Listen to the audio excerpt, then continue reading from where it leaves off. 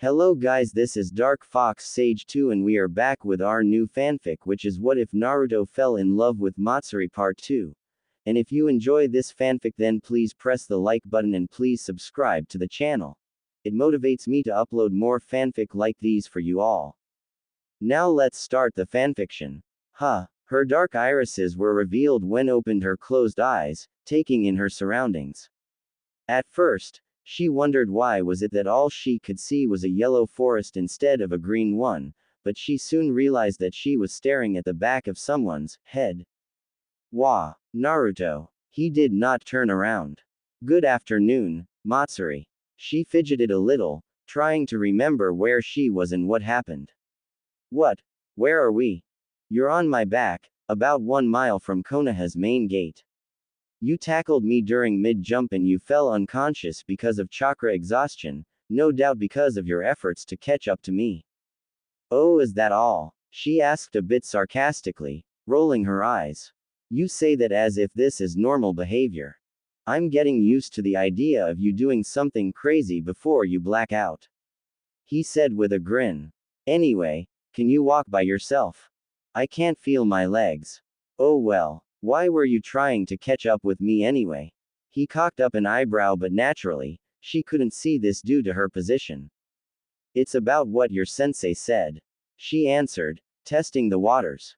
No doubt that whatever this topic was about, it was pretty touchy for him.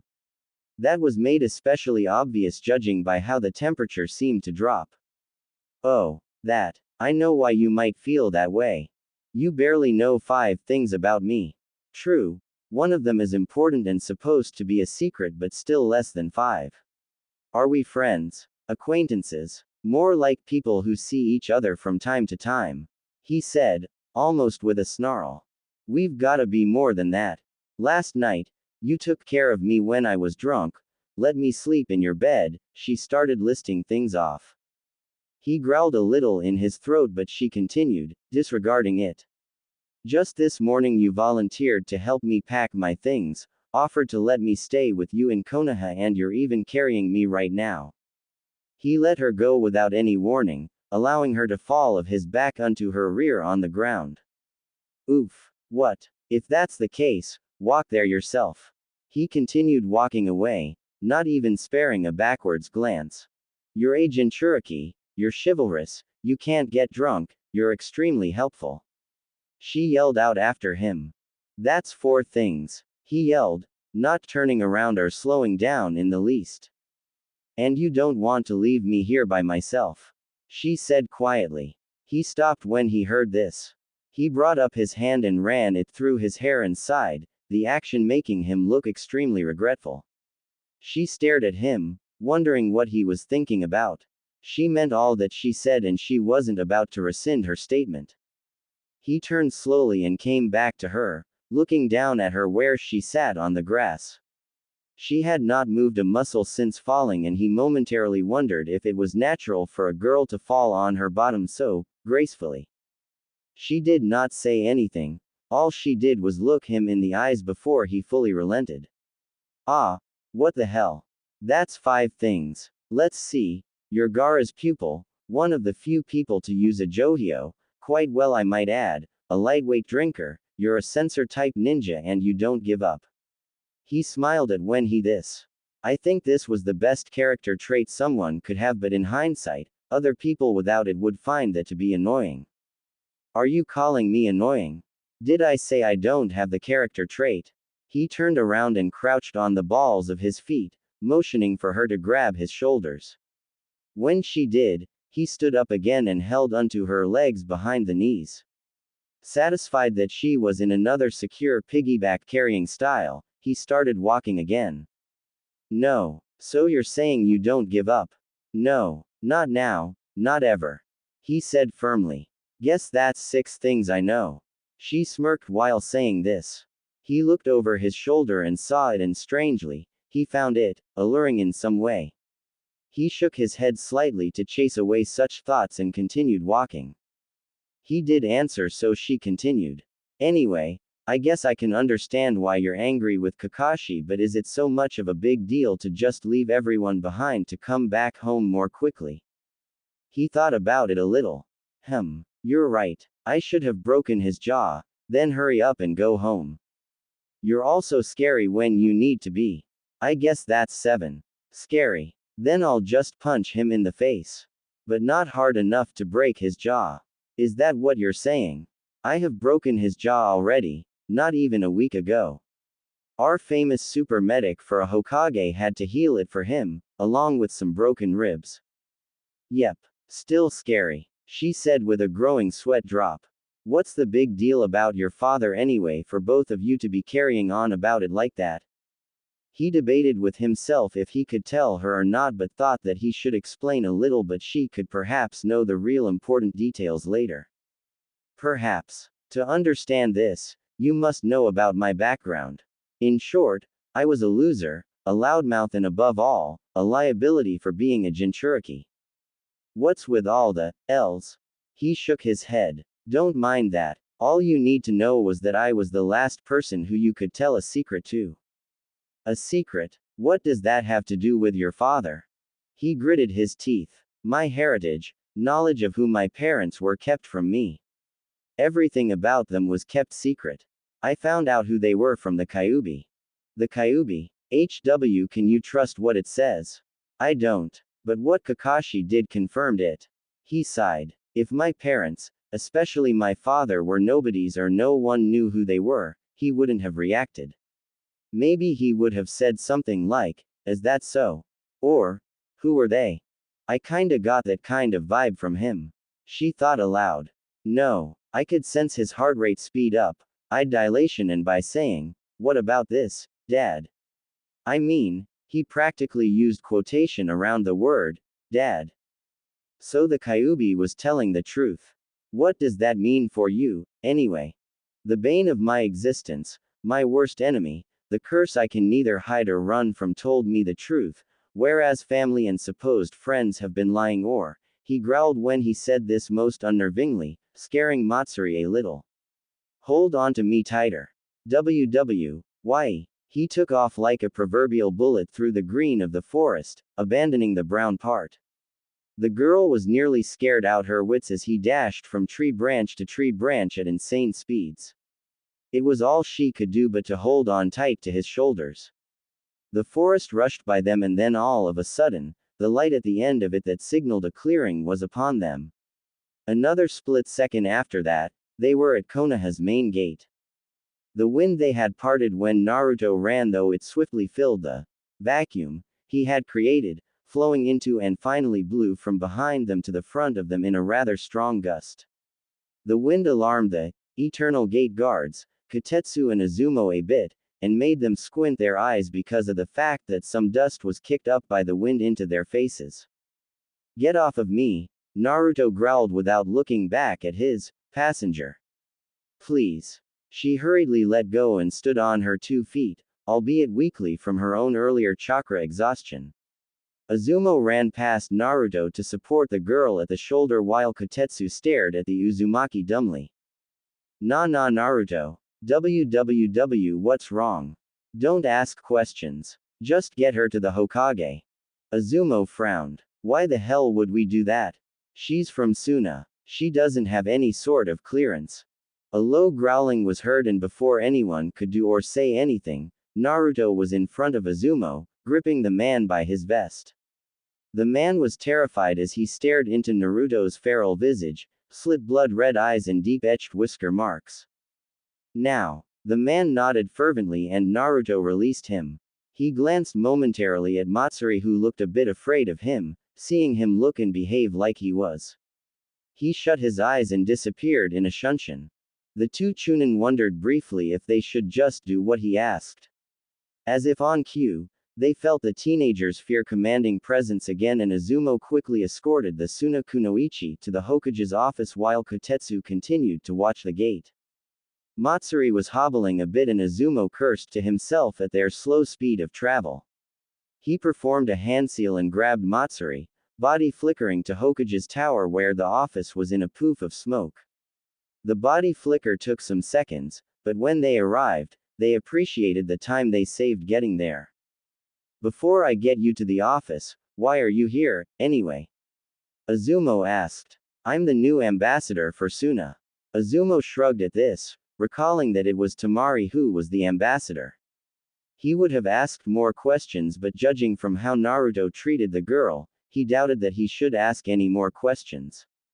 What and how the Uzumaki said, "Don't ask questions," he nearly shat his pants. Besides, if the girl was a threat, Tsunade of the Sannin was hailed as the strongest kunoichi, both literally and prowess-wise. And if that wasn't enough, the Anbu hidden in the office would tear her to pieces. So if she suddenly got it into her head to cross the fire shadow in any way, it was her own funeral. If she got lucky enough to get one, that is. Alright, here's the office. Azumo finally brought the girl to what looked like a thick wooden door and knocked. Who is it? A woman's voice came. It's Azumo, and the new Suna ambassador. The Leaf Chunin answered. There was what sounded like a shuffling of papers, some clinks of glass, which was probably a glass bottle, before the same woman told them to come inside. They entered into the room to find all in order while Azumo helped Matsuri to the seat in front of the Hokage. Said leader was a beautiful woman wearing a grass-green haori over a gray kimono-style blouse with no sleeves. This was held closed by a rather broad, dark bluish-gray obi that matched her pants. The woman was blonde with honey-colored eyes and wore pink lipstick. Matsuri slightly shrunk under the Tsunade's rather intimidating gaze. When the woman leveled her stare towards Azumo, the man began to sweat. What happened to Tamari? She's taking a vacation leave. Matsuri piped up. That's why I'm her temporary replacement. What say you to prove this? I have knowledge about Kasuke's Gaara's well-being. And Naruto can swear for me. The woman cocked up an eyebrow. Against my better judgment, I'm going to say you, a random kunoichi from Suna who seems chakra exhausted, are the new Suna ambassador, and you have little to no proof that you are. Let's see. Kakashi Hatake, Sakura Haruno and Naruto Uzumaki were sent to retrieve the Kasuke and team guy composed of Maida Guy, Neji Hyuga, Tenten Higurashi and Rock Lee. That knowledge isn't really special. Someone could have seen them leaving the village. The girl sweated a little. Come on, how Team 7 fared off fighting the Akatsuki. Tsunade let up on her piercing gaze and adopted a more curious countenance. Continue. Phew. So after leaving Suna, with Naruto, he was on his bed, trying his best to calm himself down. Sitting in a lotus position on the bed and his eyes lidded, the young man tried to suppress his anger but failed to recede the influence of the Kyuubi. Soon realizing his mistake, he stopped trying, and gave up, careful about not giving himself to the kitsune. He needed to focus on one thing as a distraction, before fully meditating. Let's see. A Rasengan? No. Two clashing. He ceased thinking of that one thing and continued thinking of single things in an effort to distract himself from what all his loved ones did. Shit. It got a little worse as his canines elongated and his nails grew. Keep trying, Naruto. What else? Ramen. Sarutobi Jiji. He started releasing the Kyuubi's chakra, the essence of which started to burn his skin. He must have known. He must have been the first. He bit out angrily. Taking a deep breath, he continued, trying to look past it. My dream of becoming Hokage.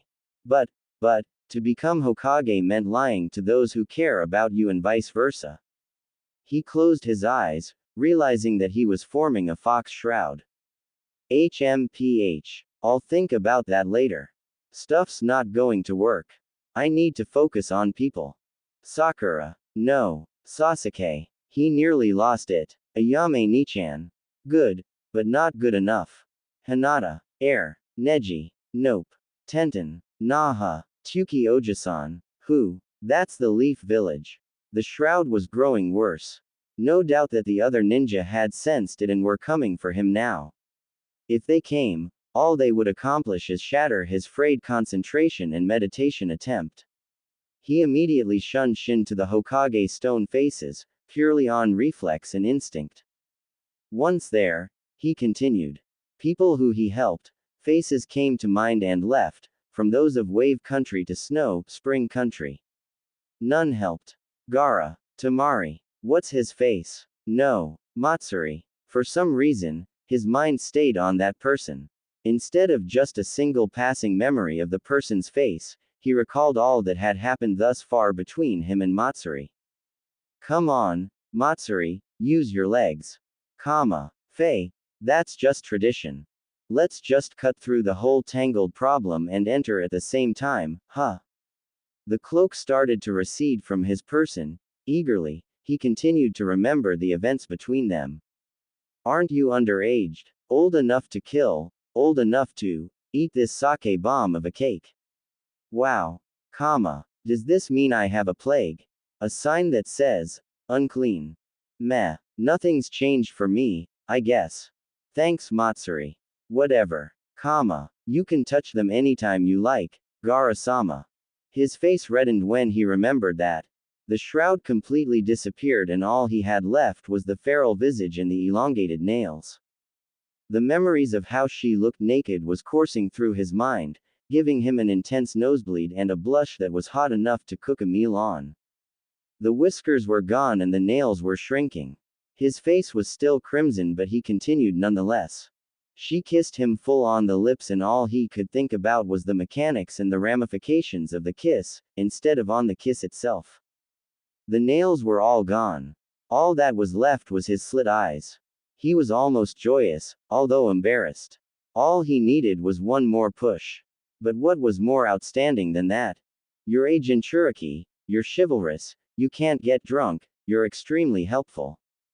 That's 4 things. And you don't want to leave me here by myself. The deep scarlet and black washed out of his eyes, fading back to their original cerulean color. However, he continued to sit there, thinking about the Suna girl. Did he like her that much for the memories of her to have such a profound effect on the Kyuubi's influence? He stuttered. She's a good friend of mine now. She's a lot like me. She has a need to impress others like me. She has a pained background like me, brash like me. His countenance fell into something more languid instead of tense. Yet she's humble, looks past my profile as a Jinchuriki as if it was something normal. She cares about me enough to try and overtake me in speed to talk to me, pushing herself to chakra exhaustion. Even though I took it easy when I sensed her following me, her tackling me took me by surprise. That means that she's willing to risk life and limb for something. Don't lull yourself into a misbegotten complacency, you foolish insect. Naruto frowned. Kyuubi, I see that you were able to suppress my influence by meditating on this weakling of a human. She's not weak. She's strong. You just admitted that you allowed her to catch up to you. Even in Suna you practically toyed with her while you went to take a piss. I'm far stronger in prowess. But she's just as strong as I in willpower. Naruto bit out. He soon calmed down but the kitsune didn't relent. The low growl of the Kyuubi remained somewhat, reverberating in his mind. However, it did not dishevel him, he had heard it before often enough. Hell, he had made the sound before when he had embraced the hate accidentally in the past. Survival reflexes and instinct, if you wished. Although, he couldn't help but wonder why the thoughts of his brief companionship with the Suna Kunoichi held such power over him. Not necessarily him, mind you, but over the influence of the demon fox. It made no sense. Not even his current generation friends, but someone he knew for what? 36, maybe 40 hours, tops. She tried to beat on him, he made a fool out of her, she spoke with him and he vice versa. They conversed, in a sense related on their childhoods, drew strength from being dauntless, frank with each other. Still nothing. Was it seeing her naked? Then what about the silhouette of the girl who danced near the waterfall on his mission with Team 8 to find the Baikochu beetle? Still nothing. She tried to beat the tar out of him when she found out about that. It was a normal reaction for a girl, he supposed. Besides, Sakura still tried to do that, anyway. It didn't work when he thought of her.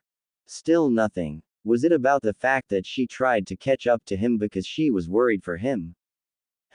That could be it. How many other people went out of their way to find him when they were worried for him? Let's see. There was, what about, no, then, that girl who, well, that could be it. Not to mention she seems to know what my character and personality is all about anyway. He reasoned as he scratched the back of his head. I can't think of anything else. He stood up and stretched. Good thing the whole village didn't freak out over the Kyuubi's chakra being sensed or anything.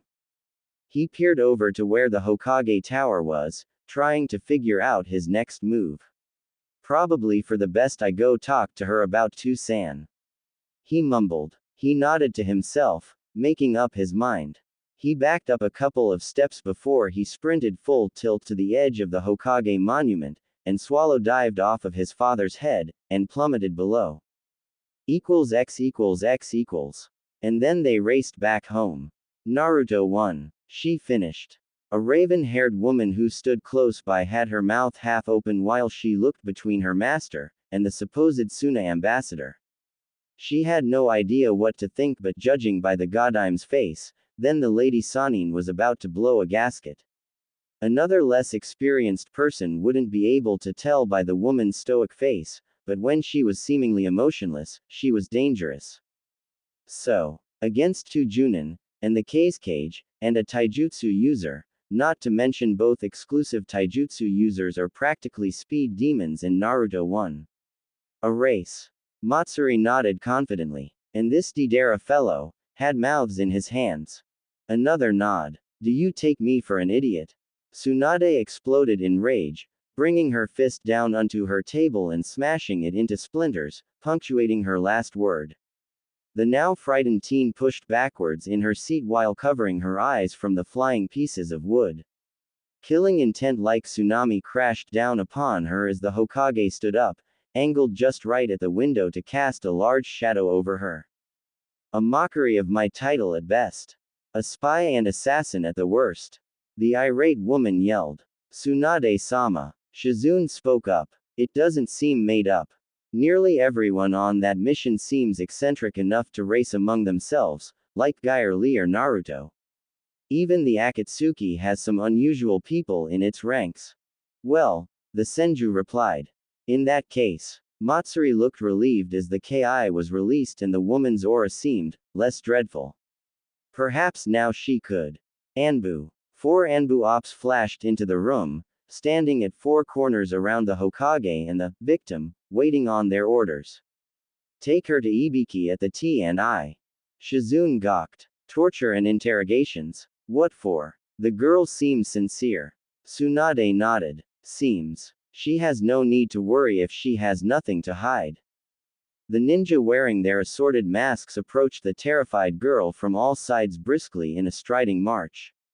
As they were about to grab her by her arms, the window behind Tsunade creaked open. All turned to see Naruto, complete in his sage cloak, climbing in through the window wearing his usual trademark grin. Finally stepping in, he put his arm behind his head and scratched it while Tsunade and Shizune turned to face him. Hey Ba-chan, I'm back. I want to talk to you about. He trailed off as he stared off behind the Hokage and saw the Anbu taking a hold of Matsuri by her shoulders and wrists. What the hell are they doing? He yelled angrily. Without warning, he started to form a Rasengan in his right palm and it quickly grew from the size of an orange to a football. His eyes suddenly snapped to an increasingly familiar slitted red eyes and his whisker marks increased, as did the Rasengan, which now nearly had the size of a beach ball. He held up the Rasengan normally, and the perfectly controlled maelstrom glared a blue aura which lent the room a new color. Naruto! Shizune exclaimed. Hey! Shizune Nichan! He growled out, through a half snarl that revealed fangs for canines. What are they doing to her? I don't answer to you, Naruto. Tsunade yelled. Now release the jutsu and calm yourself. Naruto said nothing, but he stared past the blonde and at the brunette who stared at him, or more specifically, the mini blue sun that sat in his palm. All was silent in the room, save for the whir of the Yondaime's technique as everyone remained perfectly still for the next minute. All remained as if in a stasis until Matsuri spoke up. It's still getting bigger. Tsunade, Shizune and the four Anbu's eyes snapped to the Rasengan.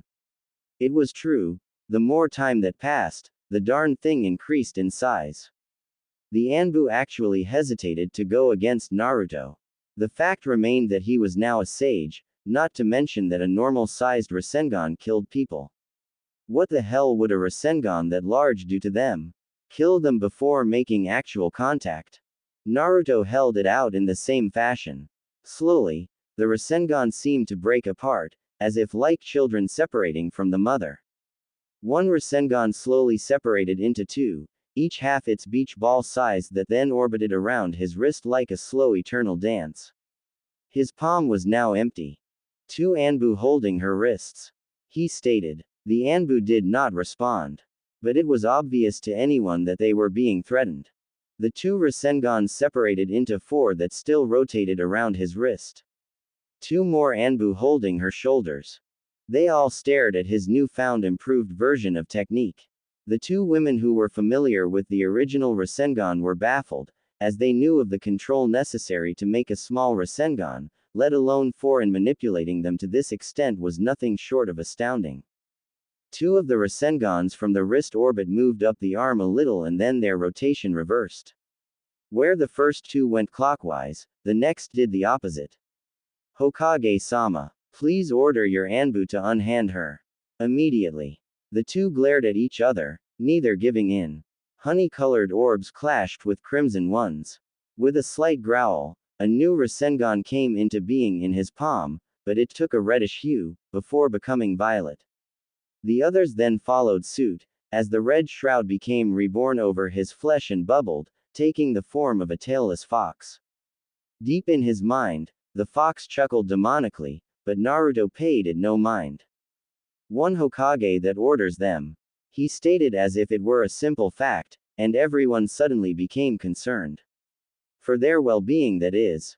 Perhaps Matsuri was exempt from this, she was watching the light show. Rasengan Mace. Naruto announced. His ki and bloodlust grew all of a sudden, and suddenly all but Matsuri felt as if the Kyuubi had them in its maw. Shizune sweated as she fumbled with her speech. Tsunade-sama. Quote, don't you think Naruto's being overprotective of her if he's going this far? She's my friend. Promptly, an apparition sprouted from his tailbone, taking the form of a vermilion chakra tail. Tsunade had realized this in the very second Naruto created a Rasengan, but he was going too far if he was going to threaten her. But for now, Naruto just might snap and kill the Anbu, all on a big maybe. And then the seal holding the fox at bay could break, releasing it. Not to mention Tenzo, the one person with the necessary wood release to tame the Biju influence, was out of the village on mission. So was Jiraiya, the one who could use sealing techniques to achieve the same effect. That could mean the end of the village, as the rampaging demon could and would run unopposed. She did say that Naruto could vouch for her. Shizune continued, still trying to save the peace. Tsunade sighed before she finally relented. Fine. Anbu, release her. The Anbu did so rather eagerly, and dressed back almost to the other side of the room from Naruto. Said sage released his hold over his jutsu and the cloak dissipated. In the space of 10 seconds, the near crisis was averted and Naruto was completely normal. So, Naruto. Hi, Shizune, do you know her? Kato felt like she was asking a stupid question, but to hell with it. She felt like celebrating. Just because she was in her home village, should she take life for granted? Yeah, Naruto said gravely. I do. The Anbu looked to each other discreetly and nodded together even more so. In a blur of speed they were at Naruto's side, each with a Tanto or a Kodashi at one of his vital points. Naruto Uzumaki, you're under arrest for threatening the Hokage. HMPH. Naruto closed his eyes and frowned. Go ahead then. Kill me, if you must. Tsunade was quick to react, seeing her guards trying to fulfill their duties. At the back of her mind, she wondered if they were doing this to take the shame from their eye, to make up for their underperformance by finally challenging him when he was docile. But why was he daring them to kill him? Stand down. He's no longer a threat. 3 of the Anbu immediately placed their blades back in their sheaths, but the one to his right, just barely behind him, poked him where his liver was, almost as if he was giving the last strike to end the encounter. Perhaps even to tell Naruto that he wasn't going to get away scot-free. To threaten him to don't let this happen again. Barely a half-second later, the masked man was blown clean through the wall behind Naruto from an elbow, supplemented by senjutsu force. The man crashed through the wall with his back and fell outside before plummeting to the ground below the tower. What the hell? Naruto opened toad-like eyes and stepped to the hole before shouting through it. I give the last hits around here, you bastard. He turned around to face the others and grinned. Heh heh. Guess I don't know my own strength, huh? Everyone only stared. X equals X equals. The apologies from everyone to everyone were done. The Anbu in the hospital with some broken ribs and shattered pride, the broken desk cleared. And Tsunade was drinking. Oh, sweet Kami, this kid. You've been nothing but problems ever since I met you, brat. Naruto sat in the couch alongside Matsuri. Shizune stood, as usual, to one side while Tsunade was seated in a rather easy chair and balanced her saucer in her hand on the armrest. The Uzumaki merely squinted at his fellow blonde by muttering the word, likewise. What was that? I said. You are wonderful company. Really? Yep. You liar. She stated matter-of-factly. I for one know that isn't true. Drink some sake. You've been dodging it ever since I took it out this bottle. I've been aging it real good. No thank you. Besides, I can't get drunk anyway. Who the hell would drink lukewarm rice alcohol for the taste? Can't get drunk, huh? The woman muttered. One day I'll disprove that, you damn prude. Matsuri, have some sake. I don't want any, ma'am. I swore off the stuff indefinitely. Matsuri answered. She eyed the Hokage and decided that if she really was a lightweight, and the fact that she got showered nude while drunk didn't wake her up, she didn't even want to smell the stuff. When was this? Naruto asked, surprised. Just now. I can't believe the 5th Hokage's a drunk. She's the strongest kunoichi, for Kami's sake. Is this what alcohol does to people? To me. Anyway, I came here to talk to you about Matsuri's accommodations. Naruto struck afresh. About where she's going to stay while she's here as the Suna ambassador. Until Temari's back in office, that is. What about it, brat? She can just stay in a hotel. That's what Temari-san did, didn't she? No, Hokage-sama. The Suna Kunoichi answered. She stayed with a Shikamaru Nara, according to her brother. She also confirmed this. Ah, I see. You don't want to spend your pay on your work. But if Naruto was the one to bring this up, although fast becoming inebriated, the elder woman was quick to connect the dots. You're suggesting she bunks with you, brat? Naruto mumbled something about brats before he answered his adoptive grandmother. Hi, that's what I'm suggesting. That's fine, isn't it? She rolled her eyes. You just met the girl, now you want her to sleep with you. Shizune blushed a bit when she heard that, but Tsunade was quick to cleanse the air that she implied it only as a joke. Ha, a test for all dirty-minded people. Why, Shizune, I am shocked. Aye, you. The raven-haired woman sputtered a bit before going completely quiet. So she stays with you, huh? In the dump you call an apartment. It's clean. It's just in a state of disrepair. It's old and the walls are crumbling, roofs leaking, taps rusting. Naruto began listing things on his fingers and started to drone. Senju frowned. She had known about it and had planned to have his place renovated while he was gone. But somehow, she had forgotten. While she would have liked to blame it on paperwork and her schedule, deep down, she knew that she was the one at fault. I get it, but if you know that's the case, why invite her to stay with you? Naruto became completely serious. His face appeared as if it were chiseled out of granite. Now was the time to just come out and say it. The more frank and straightforward, the better. She's staying with me in my new home. I've decided to claim my inheritance. I, the sole inheritor of my mother and father's wealth, including their Namikaze home. No longer am I just Naruto Uzumaki, the orphan. I'm now Naruto Uzu Namikaze, son of Kushina Uzumaki and Minato Namikaze. Tsunade's saucer fell out of her hand to the side and smashed to pieces on the ground. After that, people both in plain sight and the Anbu hidden in the rafters went into similar, very unique cases of surprise and shock. Tsunade stared, Shizune slumped against the wall, two Anbu gasped, one more nodded as if they suspected already, and Matsuri gawked at the young man next to her. Then to the Hokage monument outside, then back and forth. Again, and again, and again. To hell with this. Tsunade reached for the bottle and put it to her head, taking a long and deep swig. After she was done, there were hardly any dregs in the bottom. Well, Mr. Uzu Namikaze, now that I'm sufficiently drunk, let's go sort out the paperwork. Kami, help us. Naruto smiled grimly as he watched the Hokage and her assistant pull themselves together to fill out some paperwork that would surely, well and surely shake the Leaf's foundations. Then after that, everyone would know that the Yellow Flash had a kid, named Naruto Uzu Namikaze. Mr. Uzu Namikaze, what are you gonna do now?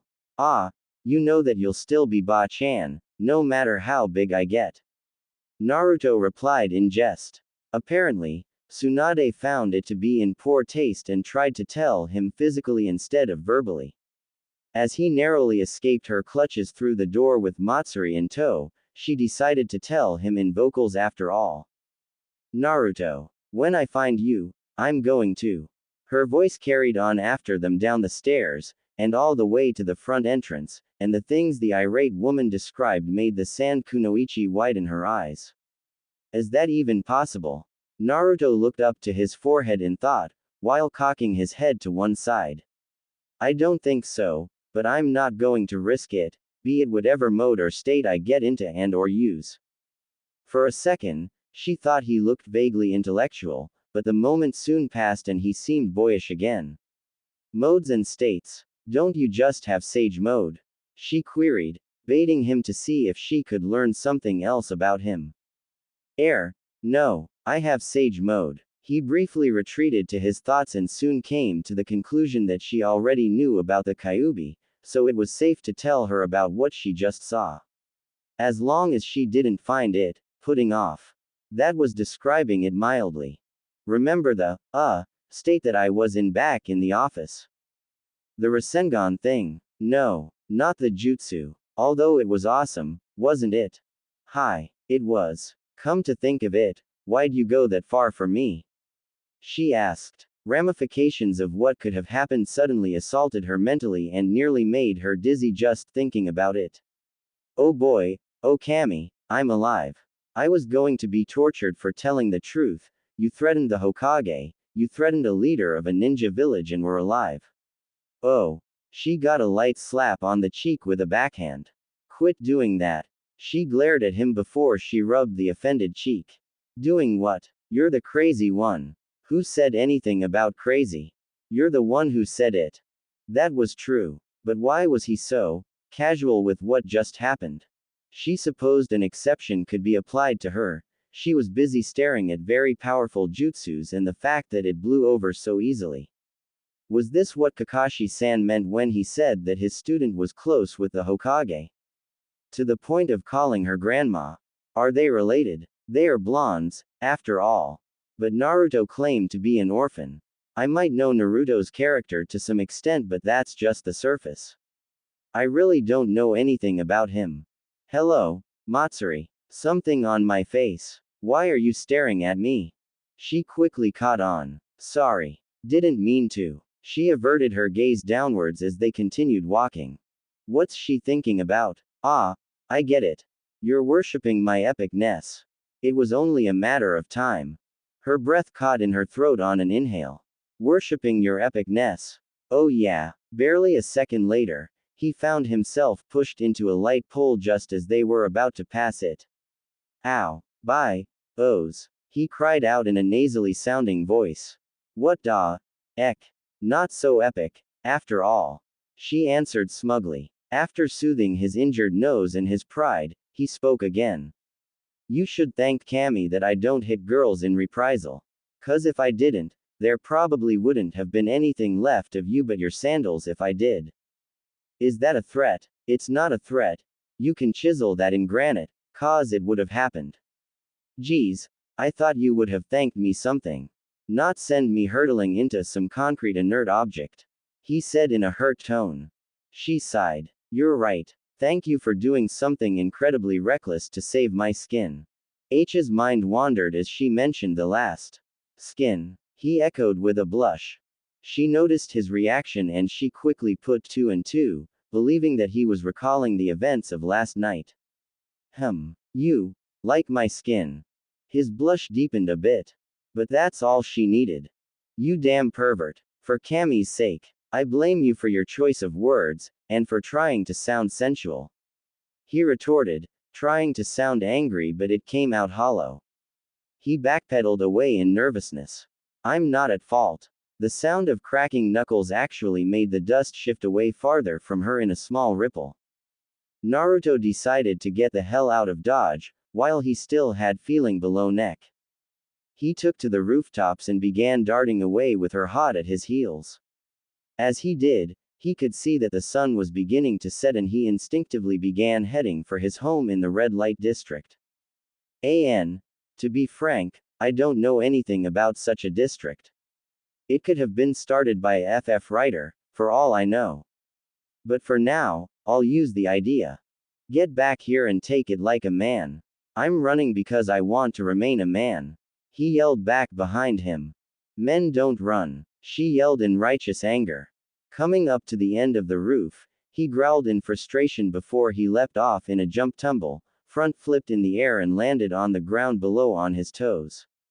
And there he waited for her to follow. She soon did, but some part of her felt off, seeing him about to relinquish himself to her mercies. She could have questioned it, but the womanly side to her told her that she needed to dole out some justice. You gonna do it or what? He shouted. He was asking to get beaten up. Well, fine. She stalked over to him and as soon as she was about to throw her first punch, he caught it effortlessly before he started ranting. Is this how girls and women get their kicks? Their sense of superiority? By beating up on males? That's utter bullshit. That's because you deserve it. She pulled her arm away and tried to kick him in the crotch but he turned slightly sideways and blocked it with his knee. It hurt her foot but she wasn't going to admit it. Guys are such pervs. Oh, for the love of as far as I can see, there's nothing that pleases females enough. They dress up, put on fancy clothes, dab on makeup and then they ask you if they look good, or they strut in front of you.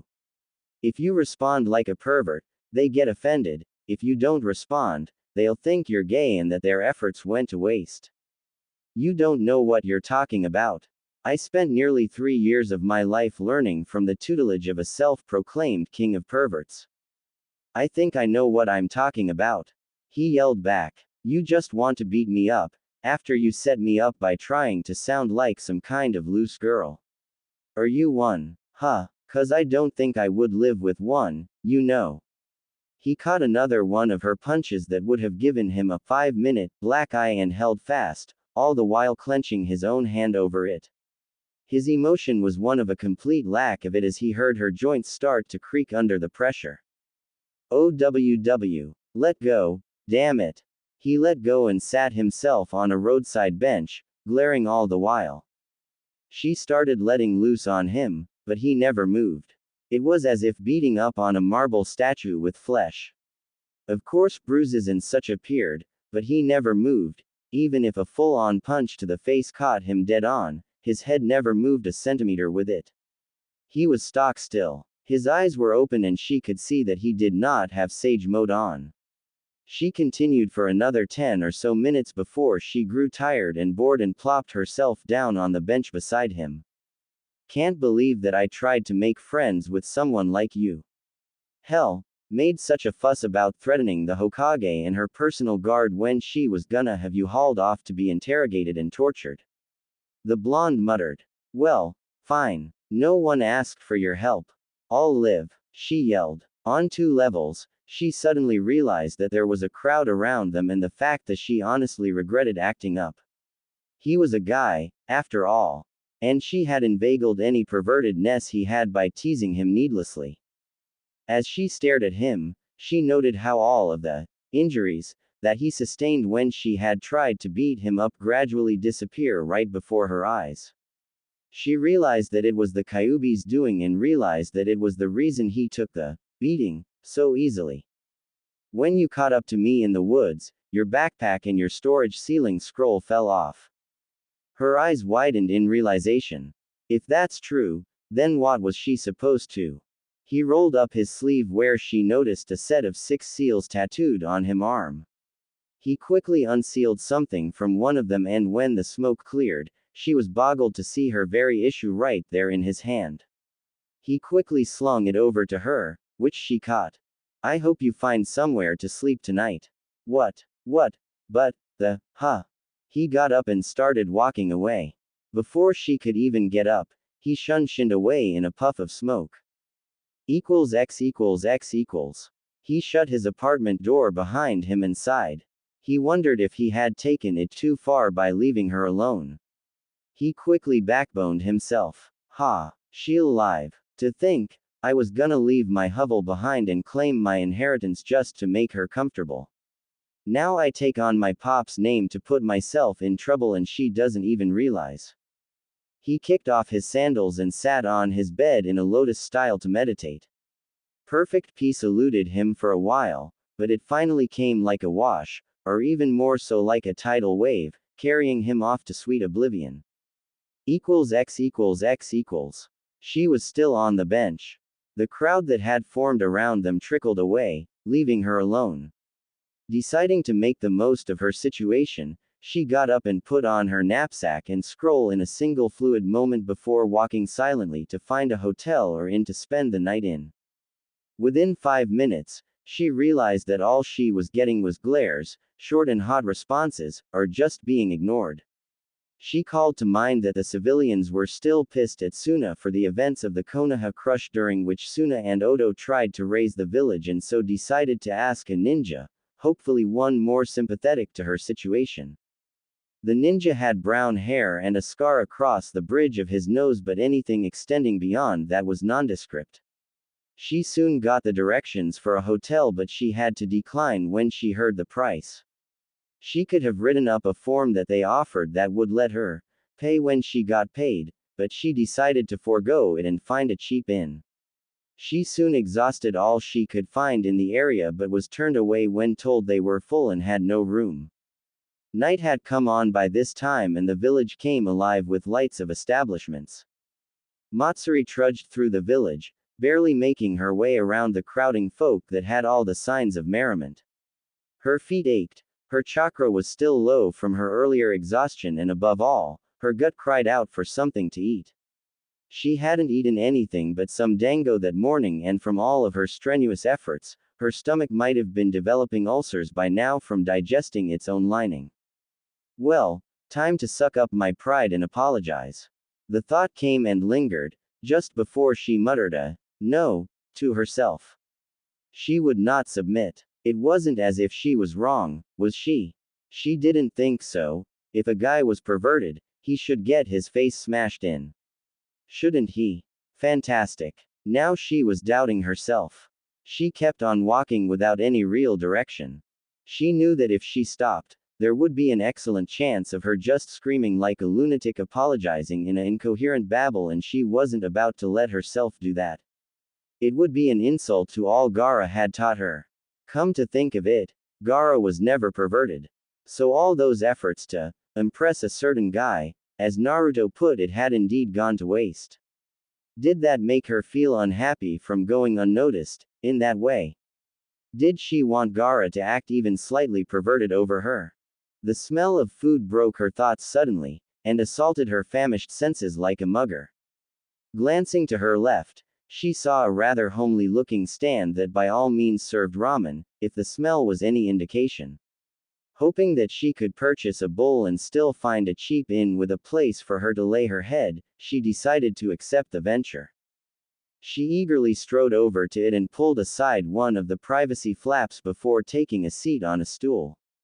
Glancing to her sides, she saw there was only one other patron almost clear to the other side who was eating his food while reading a pamphlet. She considered trying to start a conversation with the ninja but decided better of it. Food came first. "Can I get some service, please?" she called. "Hold on, I'm coming." A voice answered in the back, female, if the sound was any indication. Sure enough, in another minute the owner of the voice came into view wearing a fairly standard waitress uniform. The woman herself was quite beautiful in her own simple way, and Matsuri thought that she looked out of place in such an establishment like this.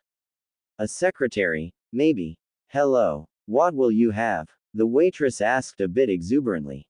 "Hello. I'd like a bowl of your most purchased ramen, please." She figured that their most popular serving had to be the one that tasted the best. It was simple logic. "Most purchased?" the ninja in the corner echoed. "I guess that depends." He looked over to Matsuri. "Oh, it's you again. Did you get through?" She looked over to him as well. "Get through? What do you mean?" She then realized that it was the same ninja from before who had the scar on his nose. He must have been speaking about her finding the hotel. "No, I didn't. Too expensive." "Huh, yeah. Find any inns. Full. Shame." Ayame reached over the counter and tapped Matsuri's shoulder. "So you want the miso? Or do you want the porkaholics ramen?" "Porkaholics? Oh sure. For common laborers who go on and on about meat, and ninja who want to eat some soup that has a bit too much pork for my taste. A lot of people come asking for that." The Konoha ninja explained. "Say, what's your name?" "Mine's Iruka." "Matsuri." She obliged. "But if that's the most purchased flavor, then why the choice of miso?" Iruka chuckled. "That ramen is most ordered. Miso, that is, one person alone, outpurchases the alternative, even though it's the most purchased by popular demand." Now it was the waitress's turn to laugh. "Naruto really puts it away, huh Iruka?" "He does indeed. Pity on all those times I treated him." Matsuri's world took a dramatic pause as she heard the name before time resumed its normal progression. "Naruto. Huh, I know of him. Everyone's heard of him. Brash, knuckle-headed, prankster." Iruka started listing. "Come on, you're not giving him enough credit. What about how he's got a heart of gold, those kinds of things? You know, overly kind, too forgiving, self-sacrifice." Suna's ambassador heard her stomach growl and decided to just take the miso. She told Ayame, who immediately retreated to the back, mumbling something about 10 minutes. In the meantime, her thoughts once again turned to the blonde. "Too forgiving, huh," she muttered. Iruka must have heard her. "Oh yeah, that's him. I can't say too much, but his best friend tried to kill him and he looked past that. Something like that happened to me. I probably would have taken on myself to be my best friend's judge, jury and executioner." The stand grew quiet for a minute and Matsuri felt a need to fill it. "You know, I was supposed to bunk with him. But we had something of a fight." "You did? That's a shame. I'm just going to theorize that he offered you a place to stay. You said some things or did some things he didn't like, and you're too proud to admit your mistake or mistakes to apologize to him, knowing that he'll just forgive you." "More or less like that," she admitted. "But I told him that I could make it without him." Ramen is pretty poor fare." Iruka noted. "I just eat it every now and again for sentiment's sake. And you still haven't found a place to sleep. I think you're doing a great job so far. I will not submit." "Okay. Not too sure what that's all about." Iruka answered with a sweat drop. "But it's not a bad thing to admit that you're wrong. If you are the wrong one." She quickly told him what they fought about and Yumino decided to explain a bit of his own. He trained with Jiraiya the Toad Sage. While they were still here in the village, The two of them constantly fought about the senen's habits of peeking on women in the hot springs, private baths, assorted bathhouses, under waterfalls, stuff like that. I mean, I respect the man and all for his might, but after what Naruto told me, I lost any respect for anything else of the man's character. The Toad Sage is a lecher. Matsuri couldn't believe her ears. First the Hokage was a drunk, and the second was a massive pervert. What's next? The third one had a thing for small boys.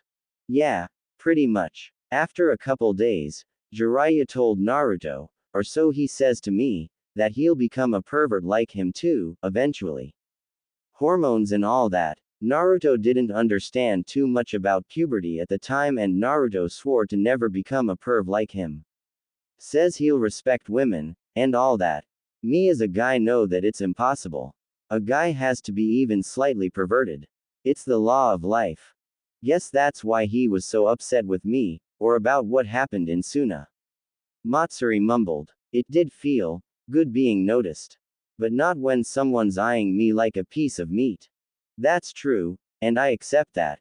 But I'm talking about the perverseness that's responsible for libido for married couples and things like when a couple is becoming intimate. If there isn't perversion, albeit in a small scale, the world would be far less crowded. Understand what I'm saying? Yeah, I understand. Ayame came back with a bowl of ramen a minute later to find only Iruka sitting by himself. Where's the girl? Iruka looked up. Oh, she said something about apologizing to someone.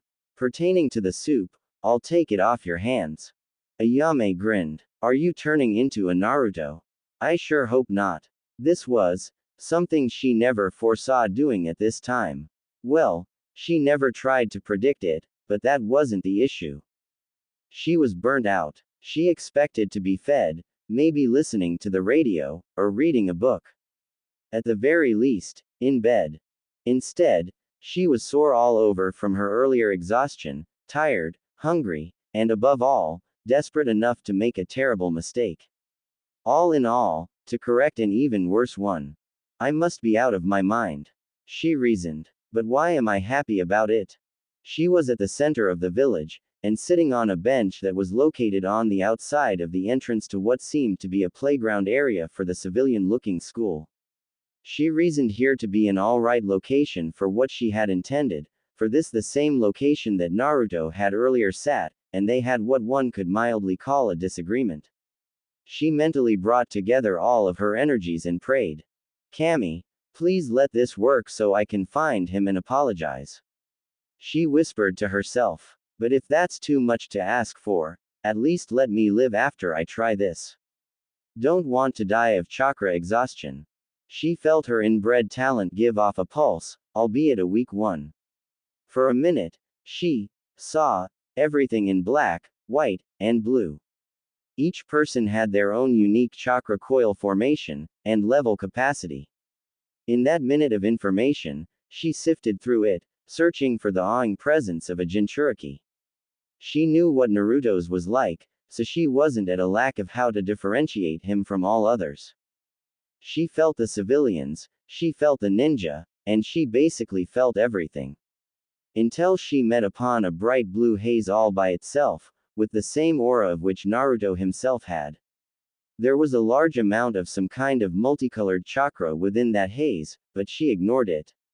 From all accounts, that was completely weird and new to her.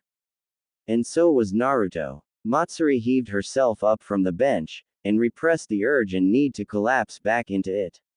She was now extremely weary, and her pack was not making things any easier. Her inky irises became hidden by her eyelids as they drooped. Exhaustion was taking its toll on her, and she using her sensory abilities usually left her sluggish when she was at her peak ability. Now, she worried that she was nearer dead than alive. She started to lean backwards as she swayed. But instead of giving in, she leaned forward as her eyes opened, and put her right foot forward. Then another, then another, then another. He didn't live too far from here, but at her current speed, condition and all other factors, he might as well have lived in Iron Country. But she had to try regardless. X equals X equals. Another time. Another instance. Another battle. Another victory. It's pointless. One day, you'll fail. I might as well keep postponing it then. Besides, living is death postponed. I hate to agree with you, you pathetic flesh sack of meat and bones, but you are correct. I was thinking. Piss off. Naruto sighed as he eyed the seal holding back the Kyuubi in its cage. It's not that I don't like you. I'm pretty neutral right now, you know. I don't care. The fox growled as it sat on its haunches and glared with its slitted, bloodshot eyes. And you're essentially concentrated hate, correct? Quote, comma, quote. Silence means that you don't object. The Uzu Namikaze figured. The teen then stroked his chin as he backed away a little from the cage. So since you're hate, it means that you're hated by everything, you hate everything, and all that crap. Does that also include that you hate all of that about hate too? Don't be a smartass. I have to meditate to keep my emotions in check. I meditate to be neutral. I meditate to stay in control. You think you have control. Control is an illusion. I know. But pertaining to what happened recently. How the hell did you get that control over me? Naruto frowned. With my controlled emotions, it should be nigh impossible for me to get a rise to be influenced by you. I don't love, I don't hate. As per my requirements to have the title of being a sage, impartial to an emotion unlike my own teacher. I have sacrificed hating the village, to cease my infatuation with Sakura. What happened? If it were only two emotions, the monstrous kitsune trailed off. It decided the better of it and decided to let things play out. He would be better off that way. In just one day, Naruto had lost an incredible amount of control. How he despised that word. The Senju with wood release had him under control. The Uchiha had him under control. The father of the brat in front of him had him under control. It was full time he retook the offensive. And that would be accomplished by remaining passive. And let this shit pile in front of him think he had control. Perhaps it was an isolated incident. The Kyuubi lied smoothly. With a sudden show of effort, it made a fist and struck the cage just behind the sealed area, and it failed to even budge. It's still solid. For now, anyway. Maybe we can still be acquaintances. We can't be friends due to the sage requirements, but nothing said I can't just say, hey, from time to time, huh? Naruto said with a long and lengthy sigh. Never, came the dry and simple reply. With a small wave of resignation, Naruto left the mindscape, and the Kyuubi by himself in his jail. Naruto came to, and found his entire world black. His eyes rolled around under his eyelids before they fluttered open, and he found himself in his apartment on his bed.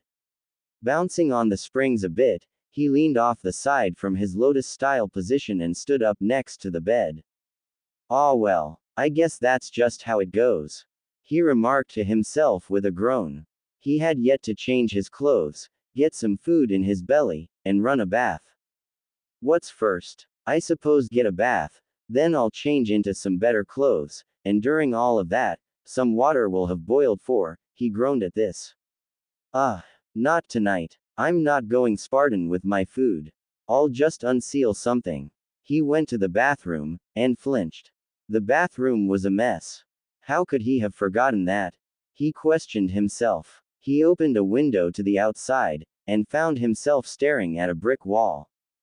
What the hell? They put up a building just like that. Just 1 foot away from my window. Shaking it off, he plugged up the tub and turned the tap. The rusty knob in his hands could barely give, and when it did at last, a deluge of brown water rusty came from the pipe, but soon ceased. Now, he had a quarter-way full tub of rather questionable water, a damnable bathroom and still no shower. To hell with this. I'll just use a water jutsu. He pulled the plug and watched the water swirl away in the tub. However, that soon came to a halt as the water over the drain bubbled, then stopped allowing the water to pass away. Kami damn it. This tub is utter shit. He cursed to himself. He momentarily allowed his emotions to ebb away, and glanced at the toilet. Deciding to not chance to flush that to see what would happen, he backed out of the room and closed the door behind him.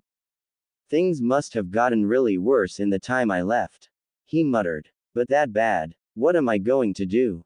Hardly was the question asked properly to himself was when he heard what sounded like a dragging noise outside the room. It was in a pattern, that much was sure.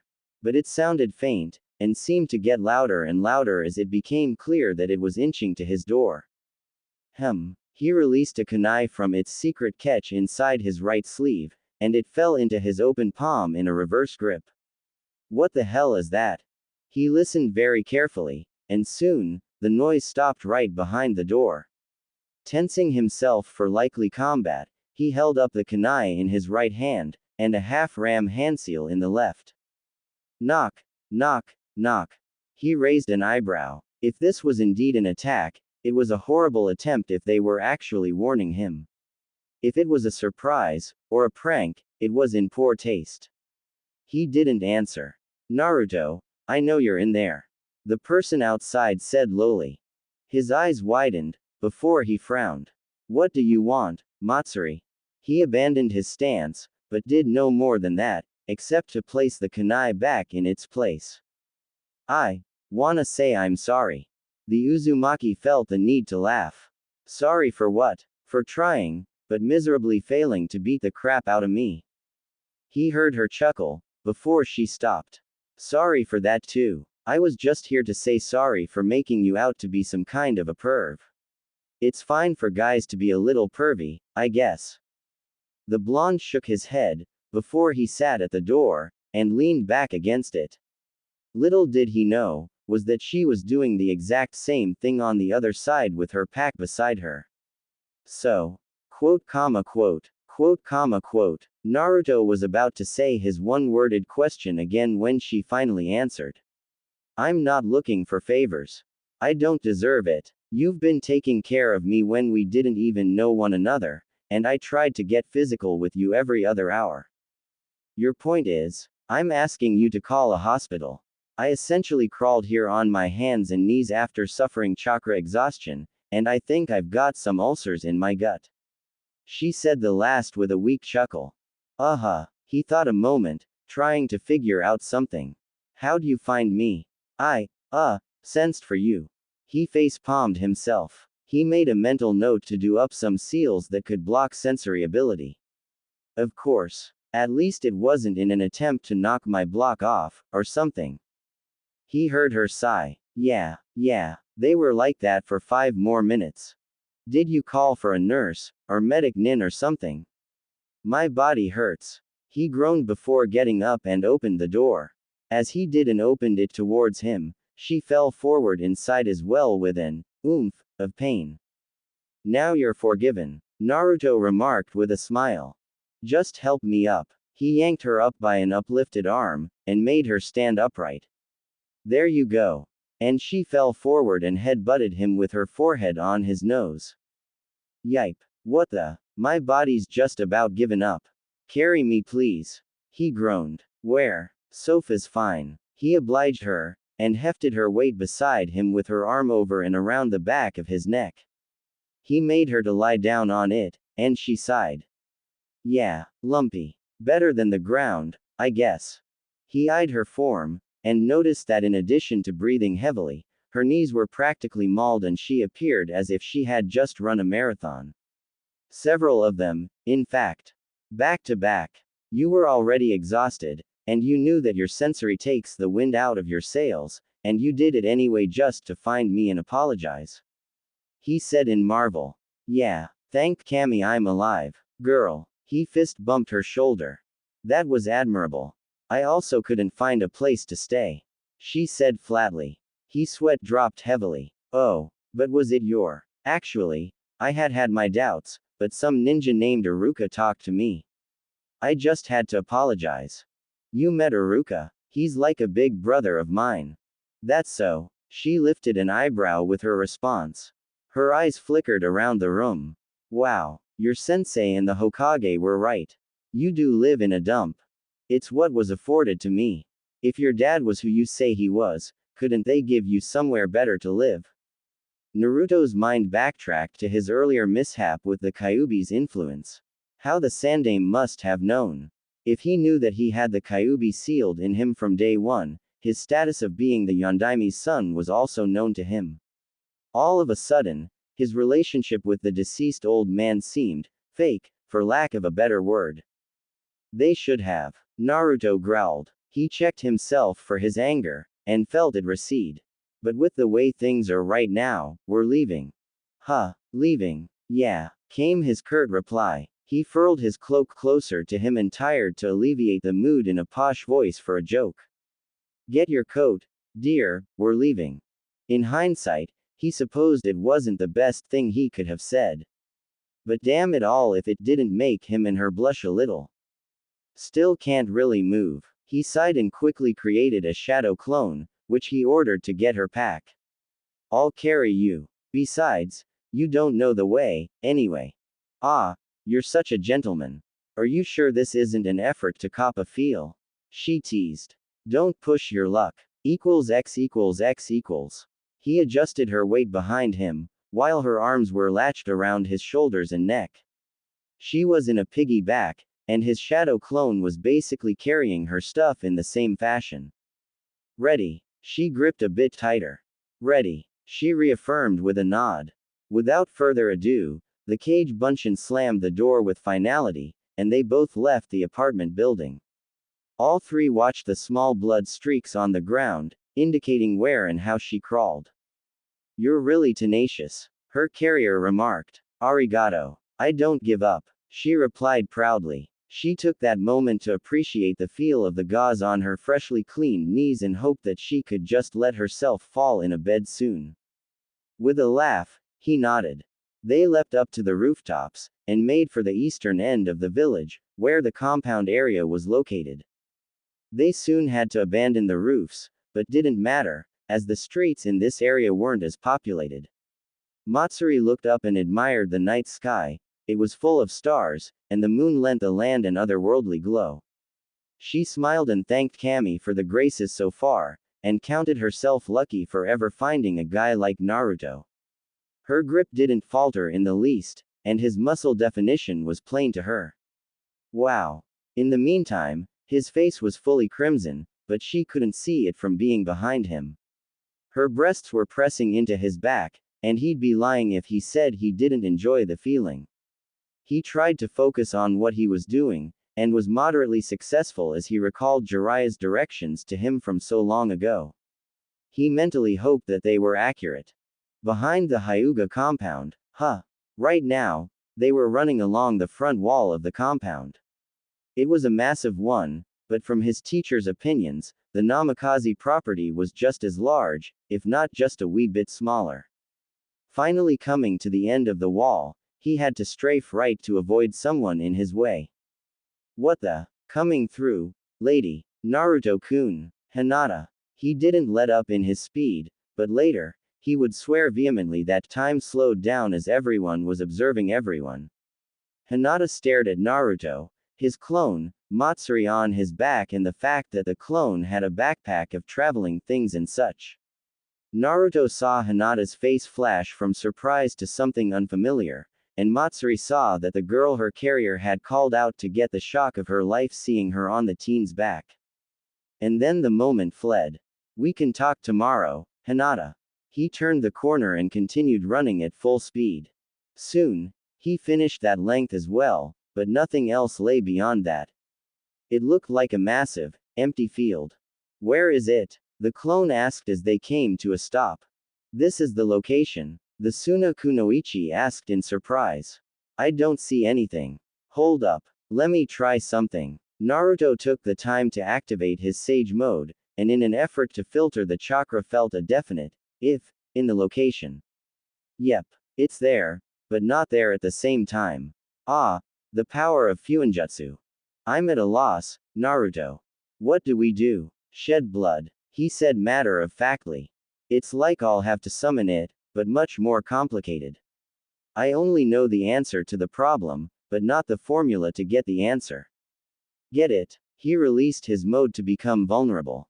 Sorta, she admitted. What'll you do? He walked over to what looked like an ordinary waist-high wooden post close to the front of the open land. Looking both ways to ensure no one else was watching, he dragged his hand across the top of the rough post that had nails sticking up. "Why'd you do that?" she exclaimed. "You could get tetanus." "Jinchuriki," the clone drawled. "Kami, I thought you were already brought up to speed on this." "Indeed," Naruto agreed. He allowed Matsuri to disembark, and she had to lean on the rather sturdy clone. He then went through a number of hand seals in a blur, before slamming his cut hand on the post again. Summoning technique. Ethereal resonance. The kanji from the jutsu crept all over from the palm of his hand and the post and into the whole area of the land. The minute characters then glowed bright colors of blue, yellow and white, making the landscape look like something from a fantasy. The glow became exponential, and became like floodlights that shone into all directions, more like a multicolored sun if nothing else. The trio had to shield their eyes. When the light dimmed from between the cracks of their hands, they beheld a most magnificent-looking home. And that was putting it mildly. "Well, Naruto," Matsuri spoke up after a long while. "Home sweet home, huh?" He could only nod dumbly. "Wow, I know. Wow, I know. Wow. Matsuri, quit it. You've been saying that for 5 minutes, right into my ear." "Naruto, you quit saying, I know. You've been saying that for as long as I have been saying, wow." She was on his back again as they finally came to the front door of the magnificent residential building. It wasn't jewel-encrusted or anything of the sort of riches, but one could definitely agree with another on the point of it being very stately in design. In design for comfort, size, statues for decorations, hanging gardens, as well as ground-grown gardens filled with sweet fragranced flowers like jasmine that bloomed in the nighttime at its apex of development. The whole property, judging from the size of the open land that previously occupied the space, was expansive, and every area must have served a purpose. Naruto had learned from Jiraiya that the Namikaze were primarily merchants than ninja. While they were a large family, only half of them actually became ninjas in profession. Merchants invested what they earned, ninjas killed and invested what they earned, and soon, they were as influential as the senju in status. It was truly a pity that they had passed away from a ghastly illness that left only his father alive at the age of 6. The man inherited all, and now it was he. Who could he himself leave this to? Should he bite the dust? "Naruto, aren't you going to open the door?"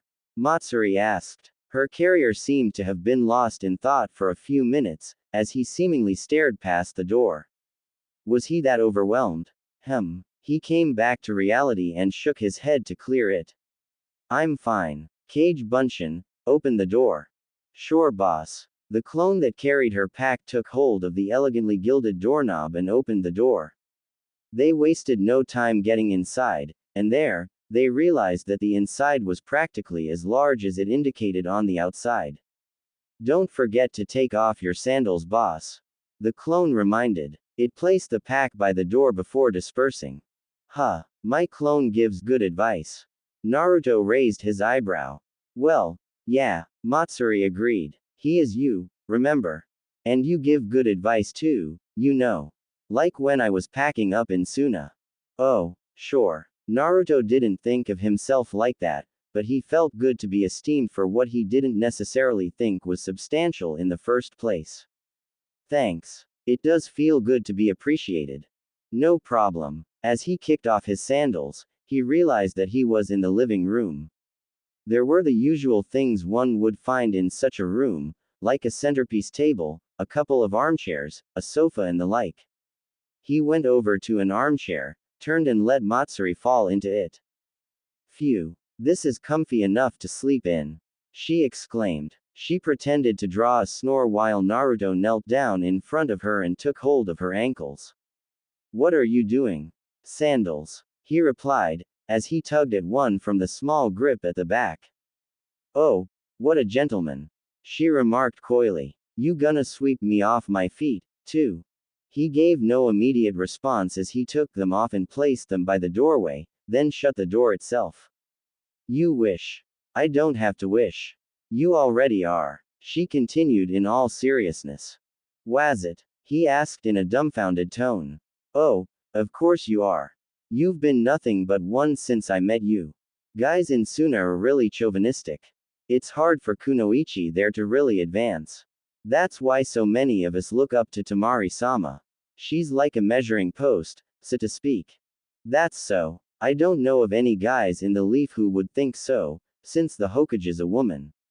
But if I could think of a person who would have that mentality as my old teammate. Sakura, she asked in surprise. No, Sasuke. Heard him going on about that one time. It's probably because he grew up around fangirls. The Uzu Namikaze walked to an armchair next to hers and sat in it. In any case, we did hard traveling today, we haven't really had a bath, or eaten anything. The brunette suddenly remembered that she didn't have any of the ramen at the stand. She'd regret it tomorrow, she supposed. You taking me out to eat? Bathing me? I'm still fairly handicapped, in case you haven't noticed. Take her out to eat. What's she mean? Like a date or something? Faye, your only real problem is exhaustion. He stroked his chin in thought. I am not getting into a shower with you, young lady. Ah, didn't like what you saw. Don't go there. Listen, maybe I can just make a quick run to the Hokage and she'll give me something to give you. Maybe a soldier pill could help. I miss chakra. Go do that, please. I'll leave a clone here to keep you company. He got up and drew on his sandals. Why not send a clone? If she's in a bad mood, the clone won't last. But I'm nearly indestructible. Sage mode and all. Yeah, she muttered. She did enjoy talking to him. Perhaps a clone would do just as good. Hurry back. He quickly created a clone and opened the door. Yes, dear. We're not married. Whatever gave you that idea? You said so, not me. He yelled in jest as he dashed off into the night. The clone shut the door and faced the girl, only to see her muttering to herself while a cloud seemed to have settled over her head. X equals X equals. She still had yet to believe what had just happened. Two Narutos had run past her. One had a pack with a storage scroll on top and seemed to be filled with traveling stuffs and thing of the sort, and the other, which she was certain was the real one, had a girl on his back. What just happened? Did she sleep through something important? Did she fail to receive a notice? Or was she just seeing things? The girl was getting a piggyback by her longtime crush. Naruto-kun, she whispered to herself. Why were you carrying her? She ran around the corner, and as discreetly and as quiet as she could, turned on her Byakugan.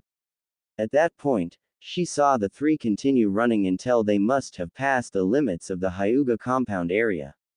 She strafed right and focused on them, and soon, she watched them stop in front of a small wooden post. She knew the post. She had once hung her backpack on it while she trained by herself in the flatland field that stretched behind it. They seemed to be speaking about something, and she wasn't that well versed in reading lips yet.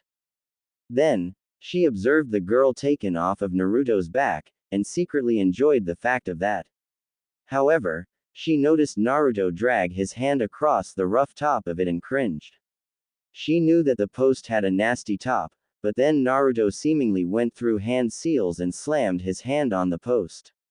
Then, she seemed to have been knocked back by a concussive strike to her eyesight and had to shut off her Byakugan. Ah! Blurs filled her vision, and then she saw a home seemingly waver into sight.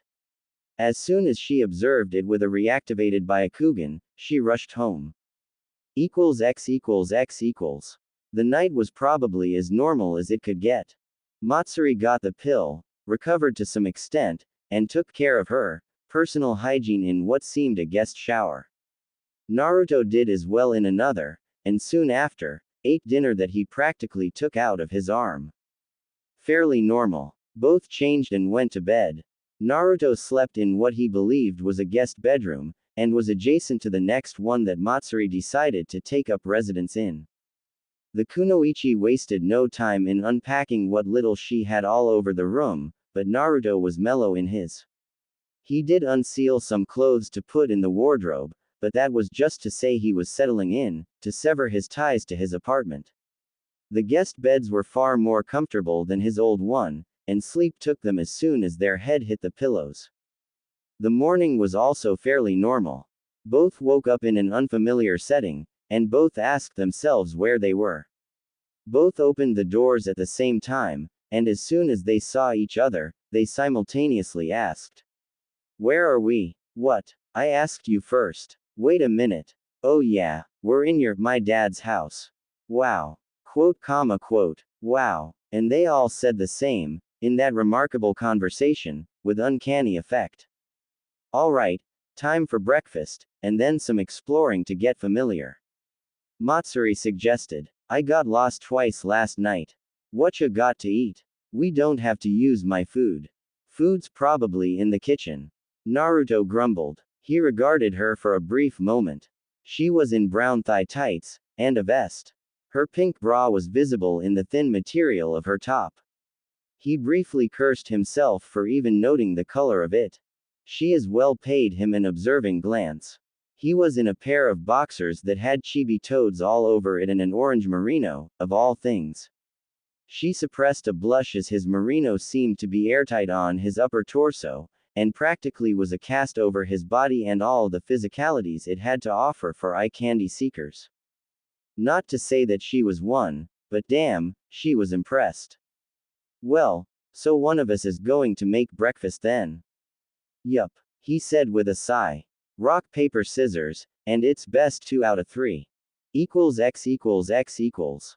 There wasn't even a need for a tiebreaker, she wondered as she looked around the pantry and cupboards.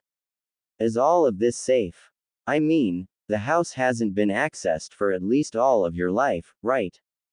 "That's right," he replied from his place around the stool table. It was rather like a bar counter, and he was on one side of it, reading a book. She was on the other side where all the storage like said cupboards, refrigerator, low-lying deep freezer, stoves, oven, and completely befuddled as she looked around and tried to gather her bearings. Everything's safe. It's like it was in a non-existent dimension like a storage seal, so no time passed. It's like we entered the house the second after they left it. But why they stocked up on so much food, I have no idea. It was just the two of them at the time. I'm seeing seals in the food storage spaces. They must have been doing like what you do now, what with those seals on your arm. Like father, like son, I suppose. He answered with a grin. Or maybe it was Ka-chan. I dunno. Both were sealing masters. So you say. She took out eggs of the fridge and rested them against a rack next to the stove. She then took out some bacon she found earlier in the freezer section of the fridge. So you say, indeed. But I'm feeling overwhelmed. I mean, I expected to stay in a bedroom, yeah. In your 2-bedroom apartment, I thought when you suggested it the first time. But damn, I never expected something like a palace, or even like some kind of mansion. Naruto frowned. Possessions like this made a deathbed terrible, nor was it soothing for one's life. His father must have felt even more lonely and isolated in this big-ass place, never mind how luxurious it was. How do you want your eggs? Comma, comma, comma. Best sunny side ups, ever. He congratulated. Why, thank you, dear. We're not married. He momentarily stopped. I know. I just said it so you'll stop saying it to me. It's creeping me the hell out. He smiled at this. Thank you, dear, and I'll be sure to continue addressing you as such. She growled audibly. Careful, mister. Just 'cause I cook you breakfast, doesn't mean that we're in a relationship. You're boarding in my house. I take care of you like a man would his wife, and you just cooked me breakfast, along for yourself. He teased. I think we do. HMPH. Maybe friends is as far I'd put it. She mumbled as she took up his empty plate so she could wash up the breakfast things. I'm boarding, true. And I only cooked because I lost that game. You sure you didn't cheat? Nope. And I'm glad you won, anyway. Think of it as working to earn your keep. he said smugly. Ha ha, she said in monotone, but still laced with the most potent of sarcasm. Anyway, I'm not really doing anything today, and I don't think you are. Oh, well, I have to stick with you then. But there's a register. You're not of family blood, so when you sign this register, you can explore all you want. A register? She questioned his explanation. Oh, sure. Jiraiya said that until he did, he had to constantly be on his toes about where he went, and things like that.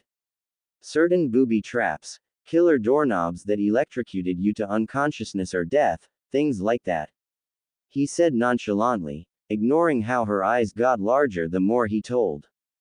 I could have died when I just traipsed off to find the shower the first time. Oh yeah, you could've, he answered matter-of-factly. Why didn't you tell me? She yelled, now furious, but still fearful of even continuing with the dishes. I didn't want to make you worry out the night. I intended to find the register this morning. Oh, and aren't you considerate? She remarked in the driest tone she could muster. Didn't wanna worry poor ol' me. What if I had gotten hurt or killed? I'd apologize to you in the hospital, or posthumously. He answered plainly. Now let's go. It should be in this building. Well, it's only in that building across the way.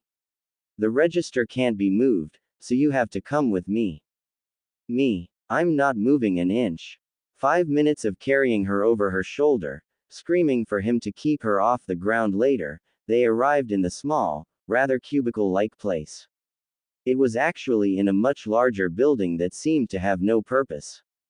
Just a large perfectly square building, with the cubicle in the center. Seals practically colored the whole cubicle from a white paint to a black, and Matsuri was nearly in a cardiac arrest after seeing it. Get me outta here. Just find me a hotel. Girl, stop being a crybaby. He grabbed the doorknob, and felt a mild shock from it. He paid it no mind. It was probably a test for his heritage. He stepped inside with her, and put her down. No sooner than he put her down, she was standing on his feet, yelling her head off. I don't wanna die. You're not going to die. He mumbled, trying to ignore the pain in his toes as she had her full weight on them. She was at the perfect height for his nose to be 1 inch from the top of her head, and got a whiff of it. Some sort of fruity aroma. Very nice. Very nice indeed. He mentally slapped himself before he eyed the book and the quill feather in the ink jar above it. Look, there's the pen. All you have to do is take it up, sign your name in the first empty slot, and you're safe. I guarantee it. He hugged her to further reassure her. She gradually came down from her emotional high and peered up into his face. Are you sure? I'm sure. Promise. A flash through memory lane was all it took before he gazed down at her. I promise. You promise? She questioned again to ensure what he said. My promises are as good as done. It's perfectly safe. She did feel safe, although they were currently standing in some Kami-forsaken booth with some kind of a book that needed to be signed to allow her to live on the compound.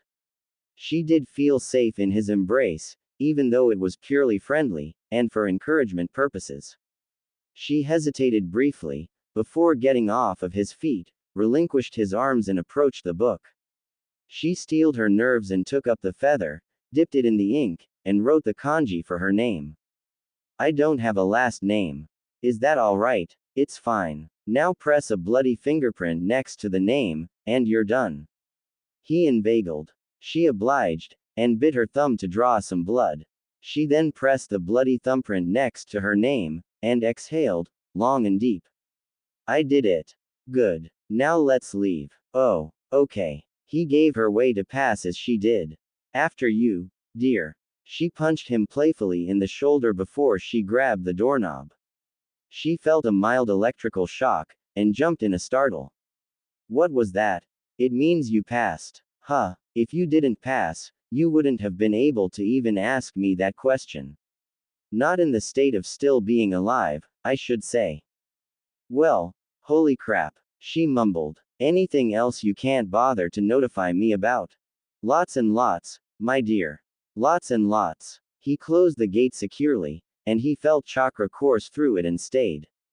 I think the gate is now on to kill anyone with unregistered blood, or at the very least, knock him unconscious.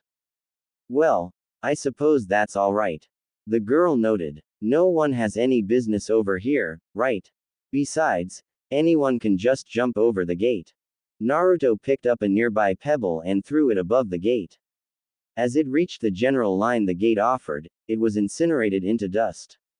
Ignoring the Suna Kunoichi's widened eyes, he shrugged. I don't think so. This is pretty much as private as it gets. And just think about it. Pretty much everyone is going to know about my heritage by the end of the day, and they'll be trying to get over into the yard. The girl groaned. And if I stay at the house that kills people who try to get in at the gates, or even tries to knock on the gate, nothing more than the very best PR team ever made in existence currently can sweep that under the figurative rug.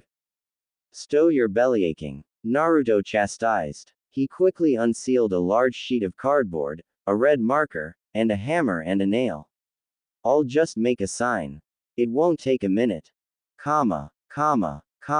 That took 2 minutes. Matsuri grumbled. But at least the warning clearly states, avoid attempted entry upon loss of life and limb. And the skull and crossbones is pretty much guaranteed to get through to anyone that the place is dangerous. Frankly, I think the whole security is overkill. Naruto stepped back and admired the sign he nailed to the post. Well, yeah, it's overkill. But better safe than sorry. Let's go. They started off away from the compound, the early afternoon sun giving them short shadows as they walked. I used to be pretty thick-headed. Maybe I still am. If I were a few years younger, I'd probably say to myself, what a cheap trick, and headbutt the gate or something. You, thick? She asked dumbfounded. Wouldn't peg you for one. You seem so, enlightened to some degree. You forgot what I told you about when I was a genin. You said that you were unsubmitting failure. Meh, kinda like me, I guess.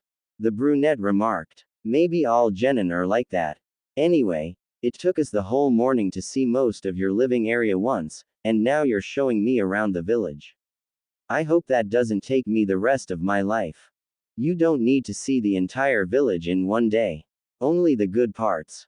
What's that supposed to mean? The area I moved out of last night was really seedy, to say the least. Complete debauchery. Meaning? She asked in a confused tone. This was a new word. Sex, drugs, alcohol, basically everything that people do to have a good time, by bad morals and standards. He replied. He walked a bit quicker now, and she had to struggle to keep up with him. Seeing her lag behind, he grabbed her wrist to aid her by nearly pulling her along. Put a little pep in your step. What the why? She tried to pull her arm back, but his grip was like that of steel. What's wrong? Someone's following us, he whispered. He quickly tried to initiate his sage mode, but he noted that it took several seconds more than normal, and he presumed it to be because he wasn't calm. As he tried to sense for their chakra signatures, he realized that several people were in fact following him. That did not improve his mood.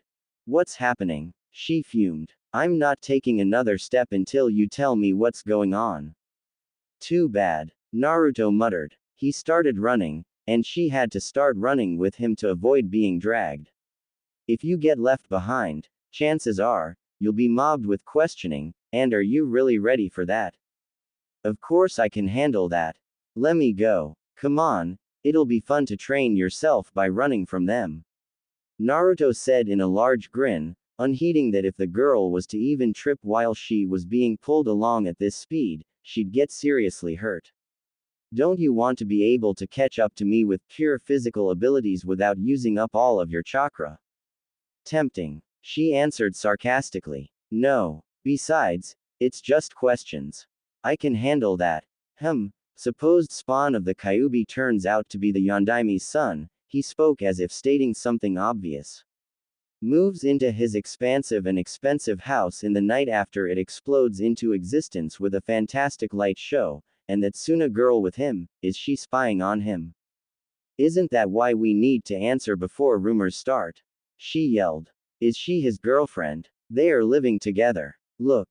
They're holding hands. He wagged his eyebrows suggestively while speaking in a mock surprise voice.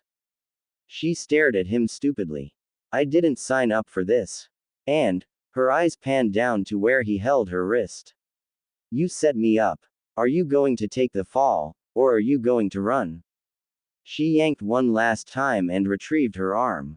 I'm running, she sighed. When we get back home, I'm going to poison you if I ever have to cook for you again. That's the spirit, he congratulated, after his brief mind wandering as to the fact of his speech, if she was his girlfriend or not. Truth be told, he didn't mind if he did have a girlfriend, but he had to be completely impartial if he wanted to be a perfect sage. If Matsuri was his, meh, whatever. She was fairly good looking, sure. Blunt, yes. Tenacious, yes. Good idealism, yes. Then his mind started wandering a bit more before he had to quell it. He had barely registered the fact that the little nature chakra he had garnered for sage mode had depleted and it was gone. Come along, dear, he shouted. Gah, she yelled in exasperation. You're making things worse. I know, he giggled. Bigger risk, dangerous stakes, higher blood pressure, more fun. This is fun, she screamed in anger. When we get out of this, so help me, I'm going to. That's the spirit. They were fleeing through the streets like runaway mental patients as they yelled at one another. Soon, the six following them had increased exponentially as people saw the Uzu Namikaze running with his sage cloak flapping behind him, not to mention the girl they had seen on his back the previous night. Look, it's Namikaze. And his girlfriend. She growled in her throat. I blame you for this, Naruto. Naruto glanced behind him. Whoa, it must be everyone except for Nara's back there trying to catch up to us. All that mob back there needs is a lack of misbegotten worship in their eyes, some torches, some pitchforks and such, and the both of us would look like people trying to avoid getting lynched. She chanced to look behind them and saw what looked like angry girls and gulped. I really didn't ask for this. They might love you now, or some crap like that, but it looks like they want to kill me. Makes for good encouragement, my dear. Would you stop? She turned back around to her face and her eyes widened as she saw a cart in her and Naruto's way. She leapt over it as Naruto side flipped dramatically over it to clear it. Is this normal to you, or something? Nope. He smiled cheerily, which made her question his sanity. But damn, we must have looked good doing that. Couldn't you have just jumped over it like normal people? She asked in a huff as they continued running from the people who seemed unable to make up their mind to say, wait for us Namikaze-sama, or to say, get the Suna girl. I'm not normal. No. He seemed relieved at her answer. Thank goodness. Abnormal is interesting, and normal is boring. Is this boring? No. Good. Now let's continue to run to preserve our lives. He said simply. No chakra. Keep to the streets, and enjoy yourself. He chided. All too soon, he had drifted too close to the wall, and people were crowded close to it, apparently watching some kind of intense strategic board game. He quickly put up a right foot on the all, before doing a picture-perfect tic-tac wall run on it to get over them.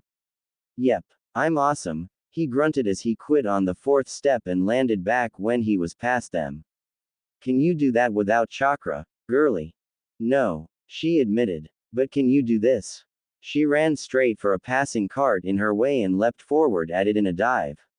As she was about to make contact on it, she placed both palms down and brought both knees through the space between her arms as she vaulted cleanly through to the other side. Easily done. As she landed on the other side, she had a smirk on her face. A lot of people are afraid for their knees.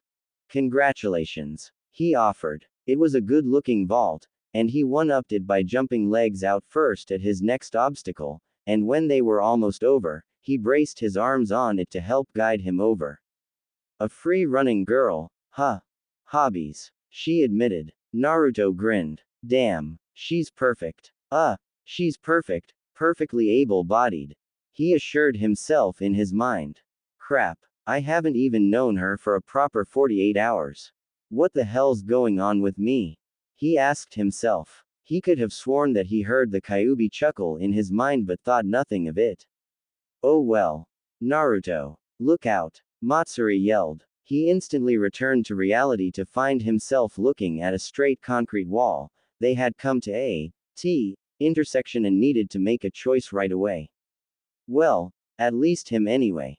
He was only 1 meter away from the thing. Over. He yelled. He made a small hop to make a break as he landed, before jumping at the fence and stepped on it in a wall run, before making 2 more steps and grabbed the top. She did likewise, and both were standing at the top in 2 seconds. Show off, he declared as he back flipped off forwards in a twist and landed. Glancing at her, she only did a front flip and landed securely on the balls of her feet. Ah, I'm better, he remarked snidely. You've had more practice, she said shortly. And then the forgotten ninja leapt cleanly over the wall, and they were forced to run again. You used shadow clones to throw them off? Ayame asked. Yep, I had 'em henge into me and Matsuri, here. Naruto affirmed. Remember how I used to obsess about free running to tire myself out, Ayame nay? Yeah, you were all over the place. The ramen mistress replied with a nod. Well, she free runs too. Naruto exclaimed. We were freaking awesome.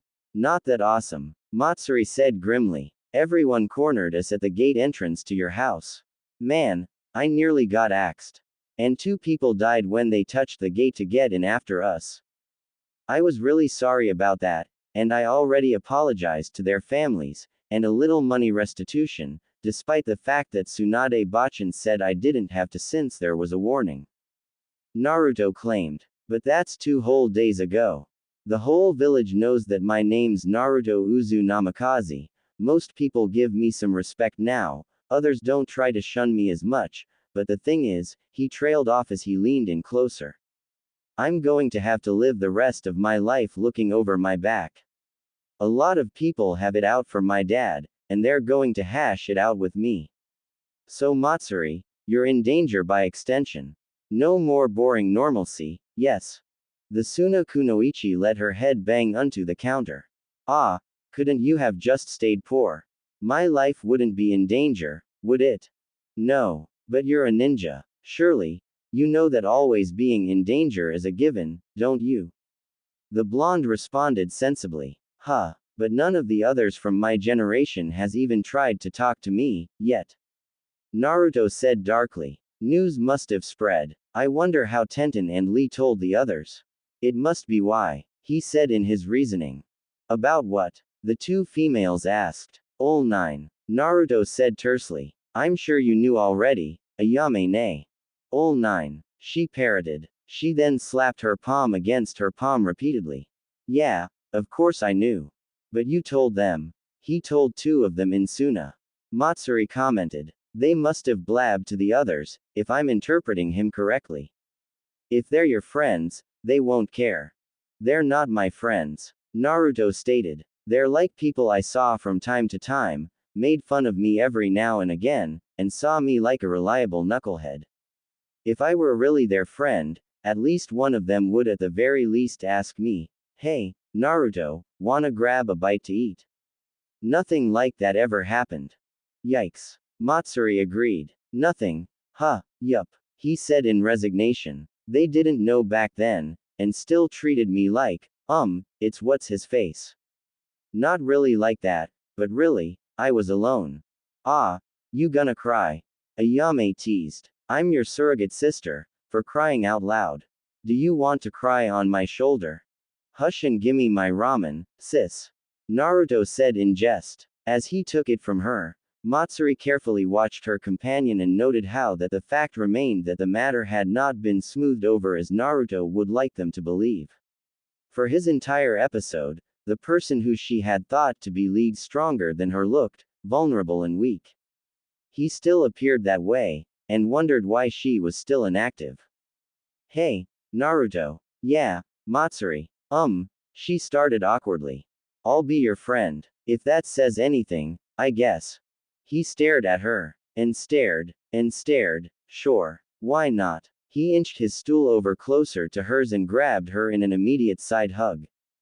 Thanks a lot. Now I have one friend, plus, he trailed off as he began thinking.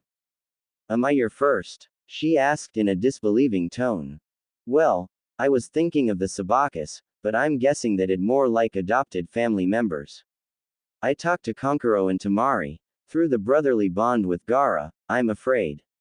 So, 1 plus 0, yep, you're my first. He squeezed tighter. Pleased to meet you, friend. She felt her face heat a little before she tried to shake him off, but it was in vain. Damn, you're too clingy. Get off of me. Yes, dear. He immediately let go to avoid getting poked with her chopsticks. TCH. I make a friend, and I nearly get killed. Figures.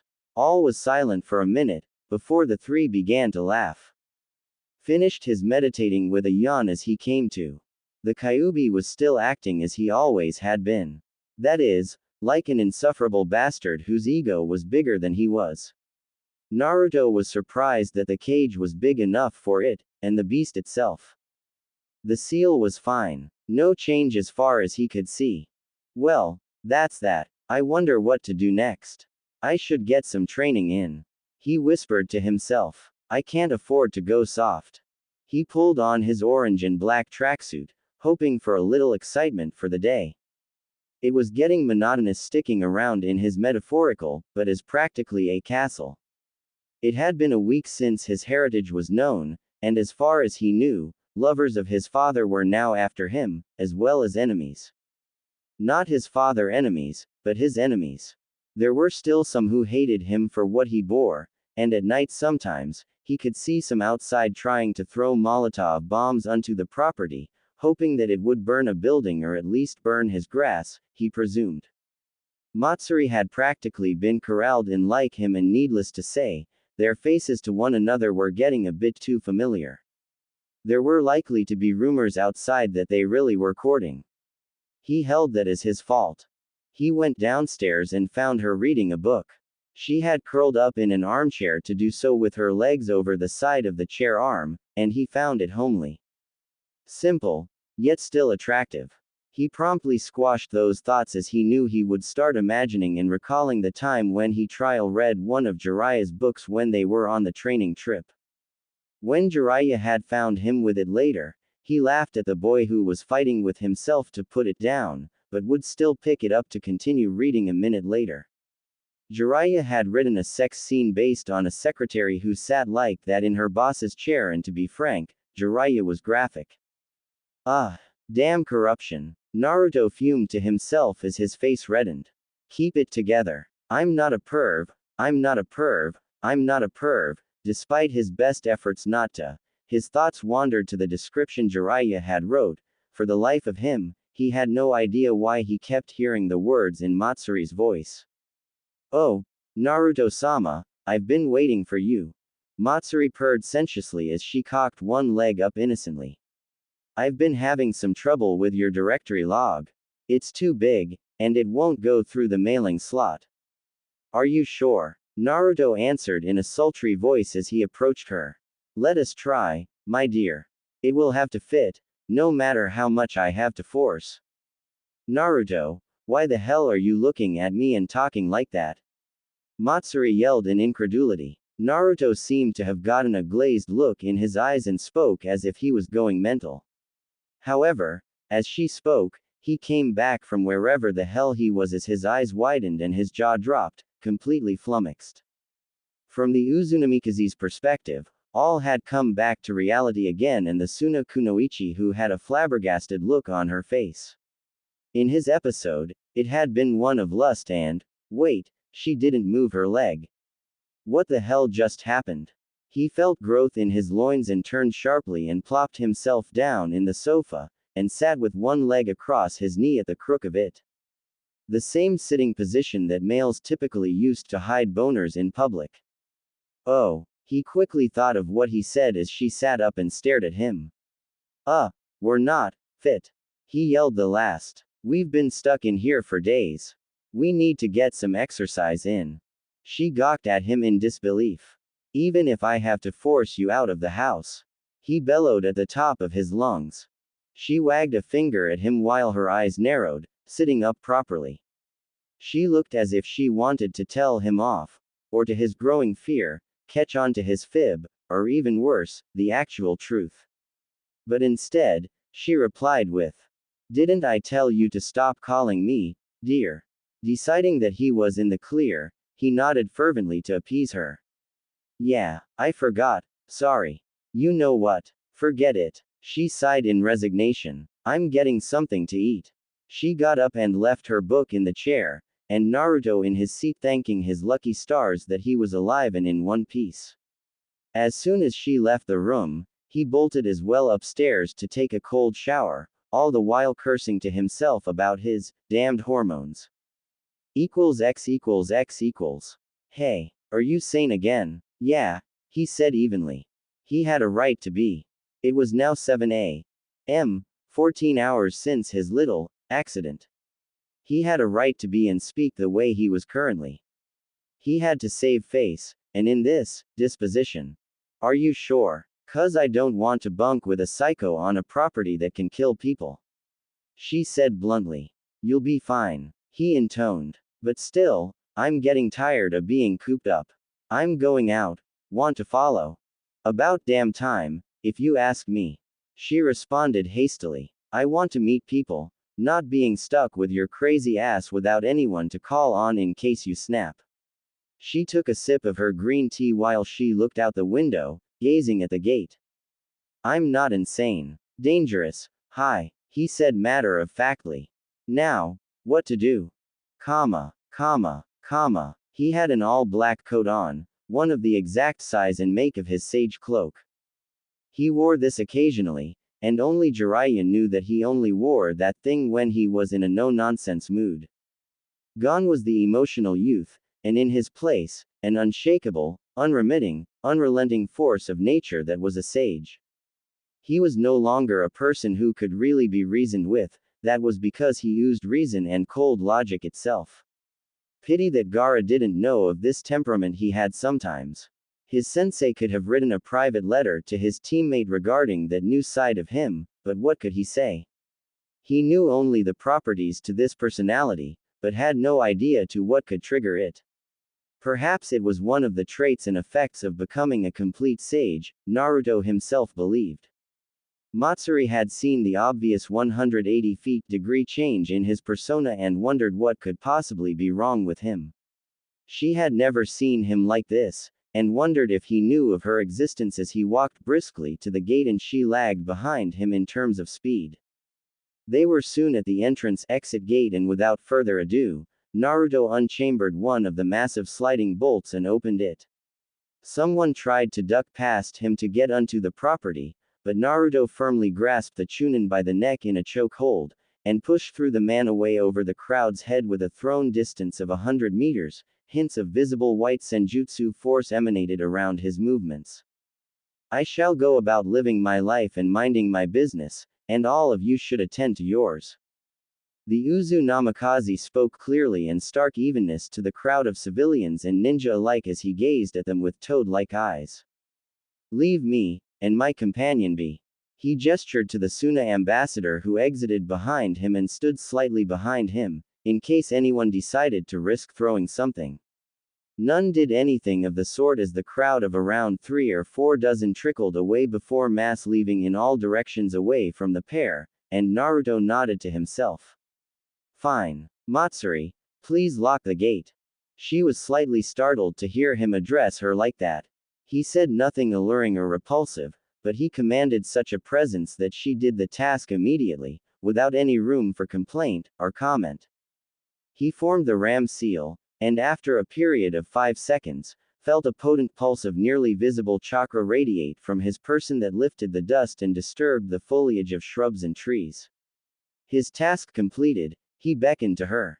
Shall we go? Without even waiting for her answer, he started walking away from the direction of the commercial area of the village. The compound was in the east, the commercial area in the center, The residential districts mostly ran along the western and south ends, and the training grounds took up the north, along with everything else. The road they were on only went in two directions. One lead to commercial, and the other, she'd never gone in that one before. Where are we going? She asked in trepidation. I'm going to see the others of my generation. He answered without turning back to her to speak. They're all together.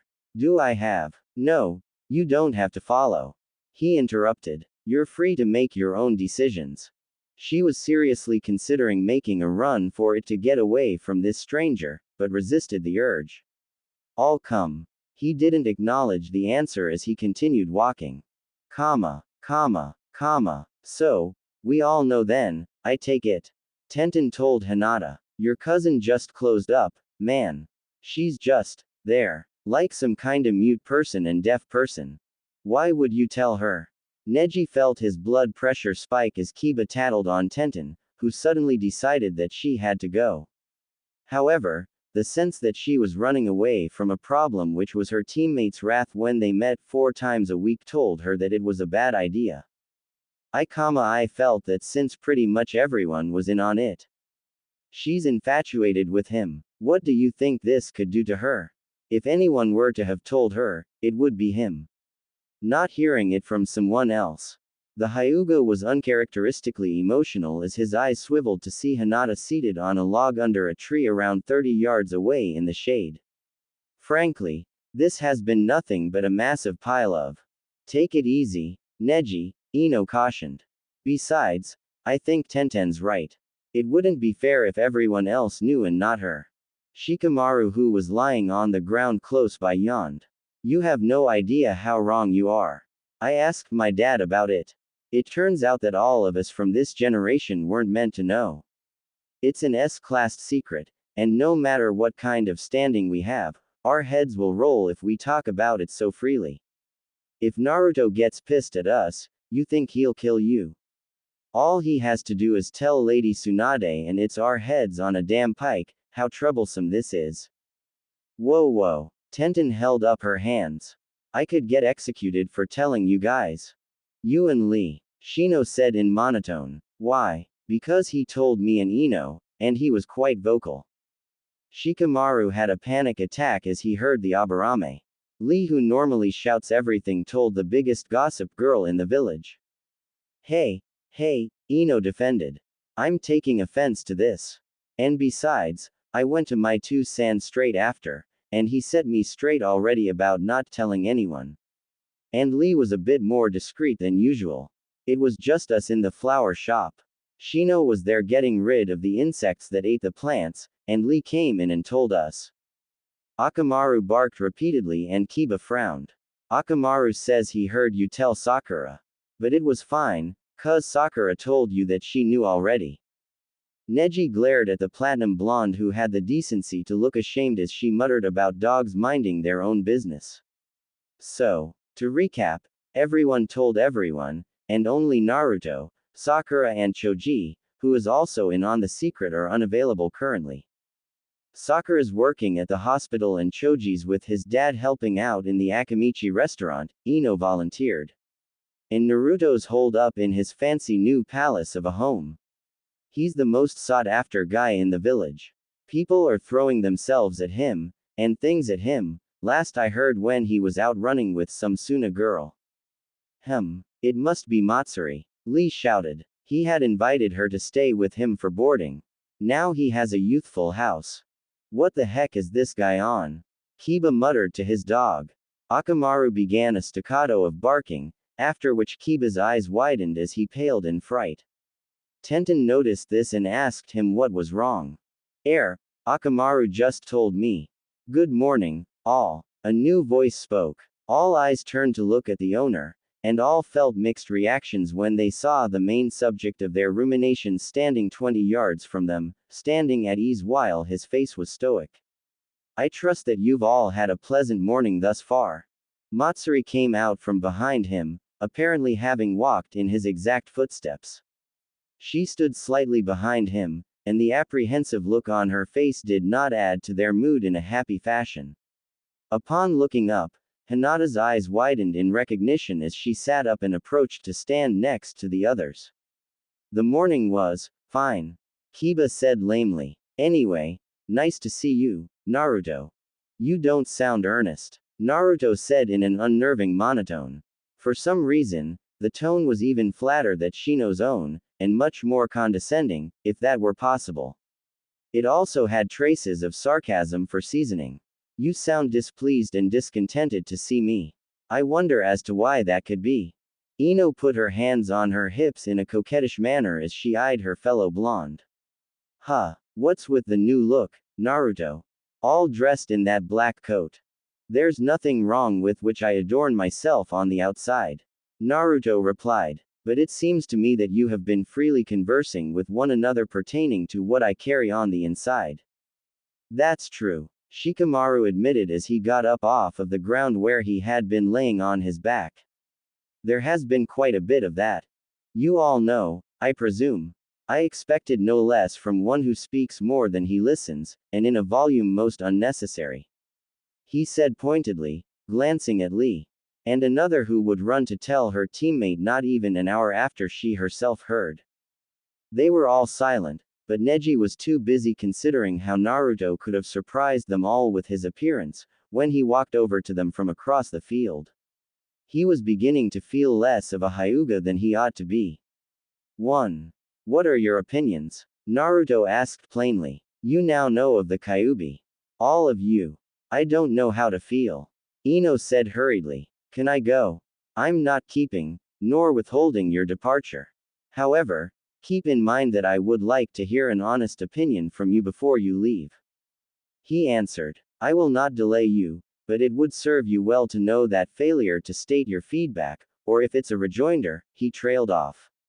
After Ino asked Neji discreetly what the last word meant and he told her that it was basically a negative reaction to something. I may perhaps hold it against you. Not physically, of course, but I'm sure you can already tell the difference. They all could. They all could. To be frank, I find no fault with you. Shino said. The curse of the Aburame to carry their hives of Kikaichu in their bodies have earned us scorn. To know that you share a similar burden, adds only respect to which I already had for you. Naruto nodded to this and turned to Shikamaru. The Nara merely yawned disinterestedly.